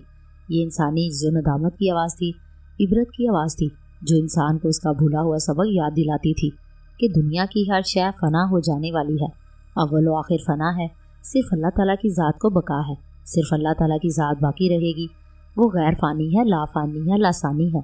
میں اسی عالم حیرت و جبروت میں گم تھا کہ مجھے چمپا کلی کی آواز سنائی دی۔ تمہارے پاس میری ایک امانت ہے، میں وہ امانت واپس لینے آئی ہوں۔ میری سمجھ میں نہ آیا کہ وہ اپنی کس امانت کا ذکر کر رہی ہے۔ جب میں نے اسے پوچھا تو اس نے کہا، تمہارے پاس میرا لاکٹ ہے جو ناگ دیوتا کے آگے میرے آخری رقص کے وقت میرے گلے سے ٹوٹ کر گپھا میں گر پڑا تھا اور تم اسے اٹھا لائے تھے۔ وہ ناگ دیوتا کی نشانی ہے، مجھے واپس کر دو۔ میں اسی وقت اٹھا اور الماری میں سے لاکٹ نکال کر لے آیا۔ چمپا کلی ناگن کے روپ میں اسی طرح کھڑکی میں پھن کھولے بیٹھی تھی۔ اس نے کہا، اسے میرے سامنے میز پر رکھ دو۔ کھڑکی کے پاس ہی ایک چھوٹی سی میز تھی جس پر میری 2-4 کتابیں پڑی تھیں۔ میں نے چمپا کلی کا سنہری لاکٹ میز پر پڑی کتابوں کے اوپر رکھ دیا اور خاموشی سے تخت پوش پر بیٹھ کر چمپا کلی کے پھن کو غور سے دیکھنے لگا۔ میں یہ دیکھنا چاہتا تھا کہ وہ لاکٹ کیسے اٹھاتی ہے اور اس کو کہاں رکھے گی۔ چمپا کلی نے اپنے ناگن کے پھن کو ذرا سا جھکا کر اپنی آنکھیں لاکٹ پر مرکوز کر دی۔ پھر ایسا ہوا کہ اس کی آنکھوں میں سے ایک سرخ شعاع نکل کر لاکٹ پر پڑی اور دوسرے لمحے لاکٹ غائب ہو گیا۔ چمپا کلی نے اپنا پھن اوپر اٹھایا اور بولی، میں تم سے خوش ہوں کہ تم نے میری امانت مجھے واپس کر دی۔ میں نے بڑی آرزو کے ساتھ کہا، چمپا کلی، مجھے بڑی حسرت ہے کہ میں تمہیں عورت کے روپ میں دیکھوں، کیا مجھے اپنی صورت نہیں دکھاؤ گی؟ ایک اداس خاموشی چھا گئی۔ چمپا کلی ناگن کے روپ میں پھن پھیلائی کھڑکی میں ساکت حالت میں بیٹھی تھی۔ اس کی نگاہیں مجھ پر جمی ہوئی تھیں۔ اس نے اداس لہجے میں کہا، تم نے چمپا کلی کے پھولوں کو پتجھڑ میں دیکھنے کی خواہش کی ہے، کاش تم انہیں موسم بہار میں دیکھتے جب ان پھولوں کی ایک ایک پنکھڑی اپنے جوبن پر تھی۔ اب مجھے دیکھ کر کیا کرو گے؟ میں نے کہا، پتجھڑ کے موسم کا بھی اپنا ایک حسن ہوتا ہے۔ مجھے یقین ہے کہ تمہارا حسن آج بھی پہلے کی طرح دلکش ہوگا۔ حسن اداس ہو کر زیادہ حسین ہو جاتا ہے۔ چمپا کلی کی آواز آئی، تم نے اپنی کتاب میں میرے حسن کو کچھ زیادہ ہی بڑھا چڑھا کر پیش کیا ہے۔ میں اتنی خوبصورت نہیں ہوں، شاید میں تمہاری توقعات پر پوری نہ اتر سکوں۔ میں نے کہا، وہ میرا تصور تھا، میرا خوبصورت خیال تھا جس کے رنگوں سے میں نے تمہارے حسن کی تصویر بنائی تھی۔ میں سمجھتا ہوں کہ تم میرے تصور سے بھی زیادہ خوبصورت ہو، بس مجھے اپنی صرف ایک جھلک دکھا دو۔ چمپا کلی چپ ہو گئی۔ میں بھی خاموش ہو گیا۔ وہ مجھے ٹکٹکی باندھے دیکھ ہی رہی تھی۔ میں اسے دیکھ رہا تھا۔ ہم دونوں پر ایک دوسرے کا طلسم طاری ہو گیا تھا۔ وقت جیسے ہم دونوں کے درمیان آ کر رک گیا تھا۔ یہ لمحات کتنے طویل اور کتنے مختصر تھے، مجھے اس کا کچھ احساس نہ تھا۔ چمپا کلی کی آواز ایک بار پھر سنائی دی۔ اس کی آواز ایسی تھی جیسے خزاں کے زرد خشک پتوں پر سے شام کی ہوا کا اداس جھونکا گزر گیا ہو۔ کہنے لگی، تم نے بڑی محبت سے میری زندگی کی دکھوں بھری کہانی قلم بند کی ہے۔ میں تمہاری خواہش کو نہیں ٹال سکتی۔ میں تمہیں اپنا انسانی روپ ضرور دکھاؤں گی۔ ایک لمحے کے لیے وہ پھر خاموش ہو گئی۔ میں چپ رہا۔ وہ کہنے لگی، تم نے اپنے باغیچے میں چمپا کلی کی بیل لگا رکھی ہے۔ چمپا کلی کے سفید پھول مہک رہے ہیں۔ کل رات اسی وقت چمپا کلی کی بیل کے پاس میرا انتظار کرنا، میں تمہیں اپنا اصلی روپ دکھانے آؤں گی۔ چمپا کلی نے اپنا ناگن والا پھن سمیٹا اور خاموشی سے کھڑکی کی دوسری طرف باغیچے میں اتر گئی۔ میرے چھوٹے سے کمرے میں اس کی آواز کی باز گشت جیسے اب بھی سنائی دے رہی تھی۔ مجھ پر ایک ایسی کیفیت طاری تھی جیسے میں کوئی خواب دیکھ رہا ہوں اور ابھی تک حالت خواب میں ہی ہوں۔ دور سڑک پر سے کوئی رکشہ شور مچاتا گزر گیا اور میرا خواب ٹوٹ گیا۔ دوسرا دن میں نے عجیب بے صبری اور بے قراری سے گزارا۔ یقین نہیں آتا تھا کہ آج رات میں ایک ایسی عورت کو اپنی آنکھوں کے سامنے دیکھوں گا جو آج سے 5000 برس پہلے ایک گمشدہ شہر کے ناگ مندر کی شاہی رقاصہ تھی اور ناگ کی ایک پتھر کی مورتی کے آگے رقص کیا کرتی تھی۔ دن کی روشنی میں اپنے کمرے کی کھڑکی کو دیکھا تو سوچ میں پڑ گیا کہ کہیں یہ سب کچھ میں نے خواب میں تو نہیں دیکھا تھا۔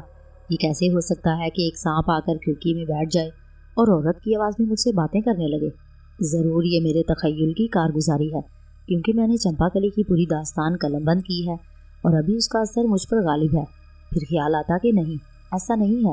میری سماعت اور میری بصارت مجھے دھوکہ نہیں دے سکتی۔ وہ خواب نہیں تھا، حقیقت تھی۔ اسی ادھیڑ بن میں دن گزر گیا۔ شام ہو گئی۔ میں بےتابی سے رات ہونے کا انتظار کر رہا تھا تاکہ جو اصل حقیقت ہے وہ کھل کر میرے سامنے آ جائے۔ میں چائے کا تھرمس اور گھڑی سامنے رکھ کر اپنے کمرے میں بیٹھ گیا۔ کھڑکی کھلی تھی، رات ہو گئی۔ کھڑکی کے باہر آسمان پر چاند روشن ہو گیا۔ میں نے اٹھ کر کھڑکی کے باہر جھانک کر دیکھا۔ مسحور کن اداس سی چاندنی پھیلی ہوئی تھی۔ باغیچے میں بانس کی چھتری پر چڑھتی ہوئی چمپا کلی کی بیل پر کھلے ہوئے سفید پھول ستاروں کی طرح دکھائی دے رہے تھے۔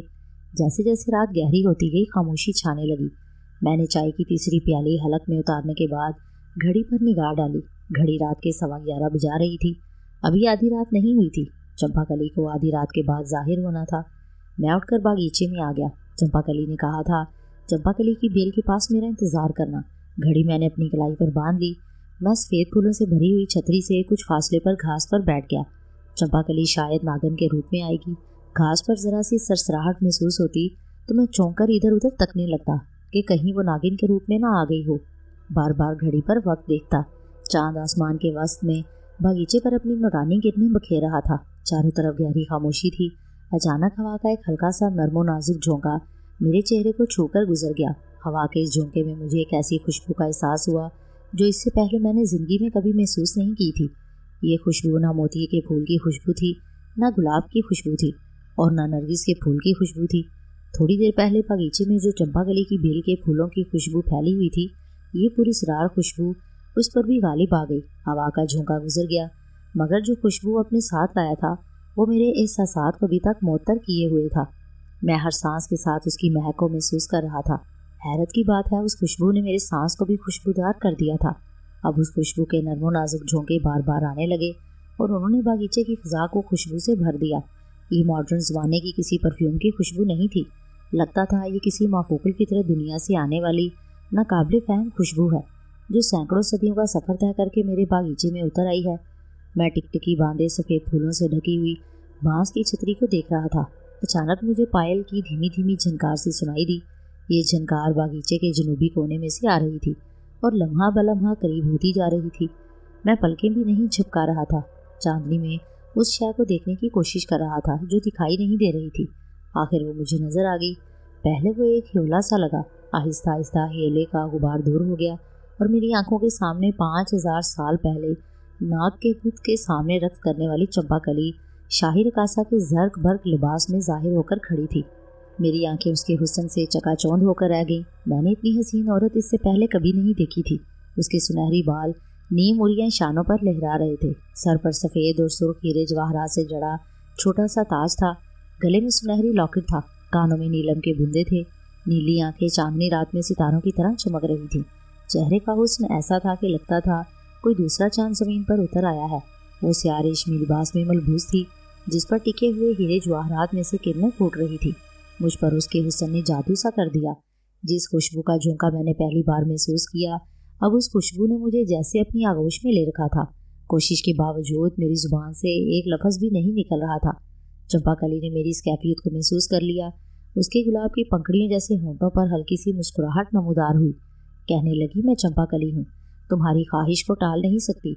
मुझ पर उस औरत की सदियों कदीम शहाना शख्सियत के हुस्न के तिलिस्म का असर छाया हुआ था।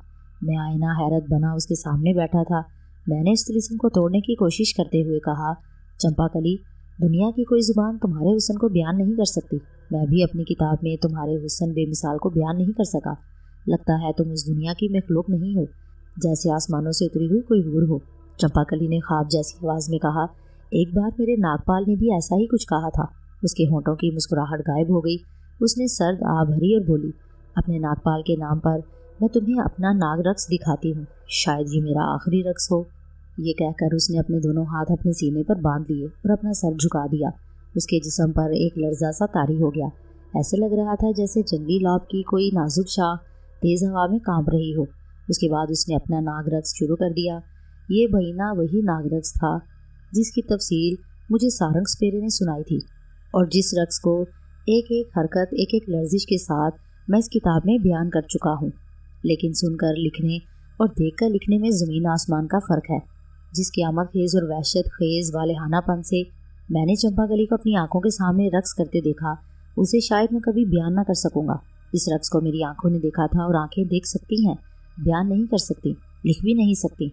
मैं सिर्फ इतना ही बता सकता हूँ कि मुझे ऐसे लग रहा था जैसे जहाँ मैं बैठा हूँ वहाँ का ज़रा ज़रा बागीचे के दरख्त, एक एक फूल, एक एक पत्ती और आसमान पर चमकता हुआ चाँद, उसकी चांदनी की एक एक किरण रक्स में ढलकर चंपा कली के साथ रक्स कर रही है। एक तड़पता हुआ शोला था जो कभी आसमान की तरफ लपकता और कभी जख्मी सांप की तरह गजबनाक होकर ज़मीन पर लहराने लगता। आसमान की एक बेआवाज़ बिजली थी, तड़प तड़प कर कूदती और कूद कूद कर तड़पती। चंपा कली कभी दोनों हथेलियों का फन खोलकर फनकारती हुई मेरी तरफ बढ़ती और फिर डरकर एकदम से पलट जाती और कभी दोनों हाथ बांधकर सर झुकाकर गोया मेरी ताज़ीम करती। उसके पाँव में बंधी हुई पायलों की झनकारें कभी सांपों की फनकारें बन जाती और कभी दर्द अंगेज सुरों में ढल जाती। मैं घास पर भूत की तरह बैठा आंखें खोले चंपाकली के रक्स को देख रहा था। रक्स करते करते वो दौड़ती हुई मेरी तरफ आई और मुझसे कोई 5 फीट के फासले पर दोसानू होकर बैठ गई। सुनहरी बालों को झटक कर उसने सर झुका दिया, फिर आहिस्ता आहिस्ता सर ऊपर उठाया, दोनों हाथों से चेहरे पर आई हुई सुनहरी जुल्फों को पीछे किया, उठी और पायल की धीमी धीमी झनकार के साथ मेरे पास आकर बैठ गई और आंखें बंद करके गहरे गहरे सांस लेने लगी। उसके माथे पर आया हुआ पसीना पूरे चांद की चांदनी में कहकशां की तरह चमक रहा था। हीरे मोतियों जड़े उसके शाहाना रेशमी लिबास में से वही सहर तारी कर देने वाली महक आ रही थी, जिसकी खुशबू 5000 साल गुजर जाने पर भी पहले रोज की तरह तरोताज़ा थी। उसी लम्हे मुझे महसूस हुआ जैसे हजारों साल इंसानी तारीख और उसकी तहजीब का सारा हुस्न रोशनी और खुशबू बनकर मेरे पहलू में बैठा है। चंपाकली चांदनी में शराबूर जंगली गुलाब की बेल की तरफ देख रही थी। उसने आहिस्ता से चेहरा मेरी तरफ करते हुए उदास आवाज में कहा, चांदनी ढलने लगी है, अब मुझे जाना होगा। मैंने उससे ज्यादा उदास आवाज में पूछा, कहाँ जाओगी? चंपाकली ने गर्दन फेर कर जंगली गुलाब की बेल पर नजरें जमा दी। कुछ देर खामोश रही, फिर आहिस्ता से बोली, सैकड़ों हजारों सालों का सफर तय करके यहाँ तक पहुंची हूँ। हजारों लाखों सदियों का सफर सामने है। क्या खबर, कहाँ जाऊंगी? कहाँ मुलाकात होगी मेरे नागपाल से? कहाँ देखूंगी उसके कमल फूल जैसे चेहरे को? कुछ मालूम नहीं। जर चांदनी ने उसके चेहरे को और ज्यादा सोगवार बना दिया था। उसके लब हिले जैसे वो अपने आप से बातें कर रही थी। कहने लगी, दो मोहब्बत करने वाले जब एक दूसरे से मिलते हैं तो उन्हें सिवाय एक दूसरे के और किसी की खबर नहीं रहती। मैं तो नागपाल की मोहब्बत में गुम थी कि मुझसे भूल हो गई, अनजाने में भूल हो गई, और नाग देवता ने हमें इस भूल की बड़ी कड़ी सजा दी। हमें एक दूसरे से जुदा कर दिया, जन्म जन्म के लिए अलग कर दिया और देश निकाला दे दिया। क्या देवता मोहब्बत नहीं करते? क्या उनसे मोहब्बत में कोई भूल नहीं हो जाती? क्या मैं ऐसा सोच भी नहीं सकती? मेरा महबूब मुझसे बिछड़ गया, मेरा शहर मुझसे छूट गया। ना कोई संगी साथी रहा, ना कोई हमदर्द रहा। मैं अपना दुख दर्द छुपाए, अपनी मोहब्बत का जख्म लिए कभी ख़त्म ना होने वाले रास्तों पर सफ़र कर रही हूँ। कौन से जन्म में, कौन से जंगलों की वादियों में और कौन से उजड़े हुए वीरान महलों में मेरा जीवन साथी मुझसे आन मिलेगा, कुछ नहीं जानती। मेरे पीछे सब मकानों के दरवाजे बंद हैं, मेरे आगे तपते सहराओं की गर्म आंधियां हैं। सोचती हूँ कहाँ से मेरा सफ़र शुरू हुआ था, कहाँ जाकर ख़त्म होगा। मुझे एक सिसकार सी हल्की सी आवाज़ सुनाई दी, जैसे चंपाकली ने सिसकी भरी हो। उसने गर्दन मोड़कर मुझ पर निगाह डाली। उसकी नीली आंखों में आंसुओं के मोती झिलमिला रहे थे। चंपाकली ने अपना नाजुक हाथ मेरे हाथ पर रख दिया। मेरे जिस्म में बिजली की एक लहर सी दौड़ गई। मुझे महसूस हुआ जैसे अज़ल से अबद तक जारी और सारी वक्त ने अपना हाथ मेरे हाथ पर रख दिया हो। उसके हाथ में सदियों की कदीम तारीख का लम्स था। मुझसे मुखातिब होकर शिकस्ता आवाज़ में बोली, तुमने मेरी कहानी लिख दी, अच्छा किया। समझ वाले लोग उससे इबरत पकड़ेंगे, गुनाहों से अपने आप को बचाएंगे, सच्चाई के रास्ते पर चलेंगे। मैंने कुछ कहना चाहा, लेकिन उस औरत का रौब हुस्न कुछ इस तरह से मुझ पर गालिब आ चुका था कि अल्फाज मेरी जुबान पर आकर रुक गए। चंपाकली ने अपना हाथ मेरे हाथ पर से उठा लिया और कहने लगी, अब मुझे जाना है, जुदाई की घड़ी आन पहुंची है। मैं अपने दिल पर मोहब्बत का जख्म लिए नागपाल की तलाश में जा रही हूँ। ये बरस दो बरस की जुदाई नहीं है, ये जन्म जन्म की जुदाई है। तुम इस जुदाई का तसव्वुर नहीं कर सकते। शायद अब तुमसे भी मुलाकात ना हो। कभी याद आ जाऊं तो भुला देना। चंपाकली ने अपना उदास चेहरा उठाकर आसमान पर चमकते चांद की तरफ देखा। धुलती जर्द चांदनी में उसका उदास चेहरा जर्द कमल के फूल की तरह लग रहा था। वो आहिस्ता से उठी और शाहाना वकार के साथ बेआवाज कदम उठाती फीकी चांदनी में धुंधलाए हुए मोलसरी के दरख्त की तरफ चल पड़ी। मैं सहर ज़दा सा होकर अपनी जगह पर बैठा उसे जर्द चांदनी के गुबार में गुम होते देख रहा था। मेरे देखते देखते वो मेरी नज़रों से गायब हो गई। रात के पिछले पहर की खामोशी पर जैसे सन्नाटा छा गया। चंपाकली जा चुकी थी, सैकड़ों सदियों की तारीख के गुबार से निकल कर आई थी और आने वाली हजारों लाखों सदियों की धुंध में गुम हो गई। उसके मलबूस की सिर्फ खुशबू पीछे रह गई थी और ये खुशबू भी आहिस्ता आहिस्ता मुझसे जुदा हो रही थी। न जाने कितनी देर तक मैं बुत बना वहीं बैठा रहा। फिर आंखें झपका कर आसमान की तरफ देखा। आसमान पर सुबह का नूर फैल रहा था। मुझे ये सब कुछ एक हसीन ख्वाब की तरह लग रहा था। मैं उठा और ख्वाब ही के आलम में चलता अपने कमरे में आ गया। जिस्म जैसे किसी खुमार में चूर था। मैं बिस्तर पर लेट गया और फिर मुझे होश न रहा। जब आँख खुली तो दिन के 11 बज रहे थे। खिड़की में से धूप कमरे में आ रही थी। मैं जल्दी से उठकर बैठ गया और सोचने लगा कि कहीं वाकई ये सब कुछ ख्वाब तो नहीं था। कहीं मैंने चंपाकली की कहानी ख्वाब में तो कलमबंद नहीं की। सारंग सपेरे ने भी कहीं ये कहानी मुझे ख्वाब में तो नहीं सुनाई। मैंने फ़ौरन सारंग सपेरे की आवाज़ में रिकॉर्ड की हुई टेप कैसेट प्लेयर पर चढ़ाई और बटन ऑन कर दिया। میری حیرت کی انتہا نہ رہی جب میں نے دیکھا کہ ٹیپ چل رہی تھی مگر سارنگ سپیرے کی آواز غائب تھی۔ میں نے جلدی جلدی ساتوں کیسٹ چیک کیے۔ ساتوں کیسٹوں پر سے سارنگ سپیرے کی آواز غائب ہو چکی تھی۔ تب مجھے یقین ہو گیا کہ میں نے جو کچھ دیکھا، جو کچھ سنا اور جو کچھ لکھا ہے وہ سب خواب تھا، ایک حسین خواب۔ میں نے تخت پوش کی پشت سے ٹیک لگا دی، آنکھیں بند کر لیں اور سوچا اگر یہ واقعی خواب تھا تو کاش میری آنکھ کبھی نہ کھلتی، یہ خواب کبھی نہ ٹوٹتا۔ پھر ایک عجیب بات ہوئی۔ دوسری رات کو میں حسب معمول بستر پر نیم دراز ایک کتاب پڑھ رہا تھا۔ کھلی کھڑکی کے باہر آسمان پر چاند روشن تھا، آدھی رات کا وقت تھا۔ اچانک ہوا کا ایک جھونکا کھڑکی میں سے آیا اور میرے چہرے کو چھو کر گزر گیا۔ ہوا کے اس جھونکے میں چمپا کلی کی شاہانہ ملبوس کی وہی صدیوں پرانی خوشبو تھی۔ میں نے چونک کر کھڑکی کی طرف دیکھا۔ باغیچے میں زرد چاندنی کا غبار سا اڑ رہا تھا، ہر طرف ایک گہرا سکوت طاری تھا۔ چمپا کلی کے ملبوس کی طلسمی مہک مجھے محسوس ہو رہی تھی۔ میں ابھی اسی سوچ میں تھا کہ خوشبو کہاں سے ایک دم آنی شروع ہو گئی ہے کہ ہوا کا ایک اور تیز جھونکا چمپا کلی کی خوشبو لیے کھڑکی میں سے اندر آ گیا۔ اس جھونکے کے ساتھ ایک کاغذ بھی اڑتا ہوا اندر آ کر میرے تخت پوش کے بستر پر آن گرا۔ میں نے کتاب ایک طرف رکھی اور کاغذ اٹھا لیا۔ ٹیبل لیمپ جلتا رہا۔ اس کاغذ پر اردو میں کچھ تحریر لکھی تھی۔ میں اسے پڑھنے لگا۔ جیسے ہی میں نے اسے پڑھنا شروع کیا چمپا کلی کی آواز میرے کانوں میں آنے لگی۔ یہ آواز بڑی دور سے آتی لگ رہی تھی مگر ایک ایک لفظ صاف سنائی دے رہا تھا۔ کاغذ پر جو تحریر لکھی تھی چمپا کلی اسے اپنی آواز میں پڑھ کر مجھے سنا رہی تھی۔ کہہ رہی تھی، کیا تم اسے محض ایک خواب سمجھتے ہو؟ کیا تم سمجھتے ہو کہ زمانے کے جو ظلم و ستم میں نے اٹھائے ہیں، جو دکھ درد میں نے سہے ہیں، جدائی کی جس آگ میں 5000 سالوں سے جل رہی ہوں، وہ محض ایک وہم ہے، خواب و خیال ہے، اس کا حقیقت سے کوئی تعلق نہیں۔ اگر تم نے ایسا سمجھا تو میں یہی سمجھوں گی کہ تم نہ دیکھ سکتے ہو، نہ سن سکتے ہو، نہ سوچ سکتے ہو، نہ کچھ محسوس کر سکتے ہو، تم مر چکے ہو۔ تم میں اور ایک مردہ لاش میں کوئی فرق نہیں ہے۔ نہیں، ایسا ہرگز نہ سوچنا۔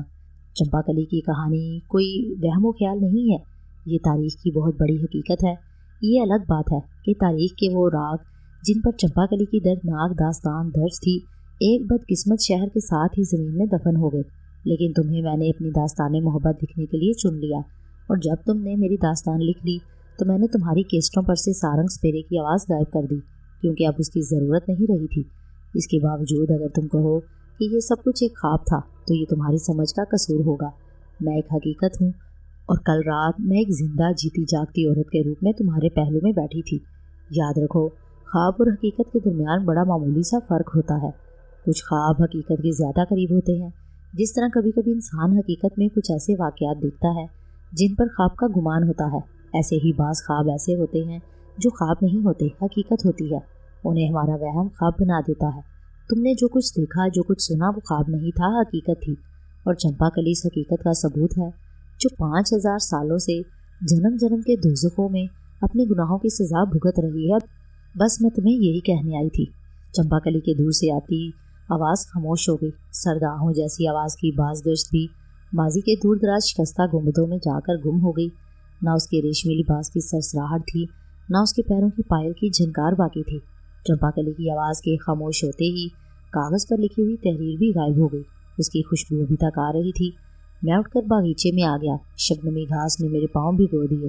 زرد چاندنی میں چمپا کلی کی بیل کے پھول اداس تھے۔ میں نے ان پھولوں کو کبھی اداس نہیں دیکھا تھا۔ کیا ان پھولوں کو بھی چمپا کلی سے جدا ہونے کا غم تھا؟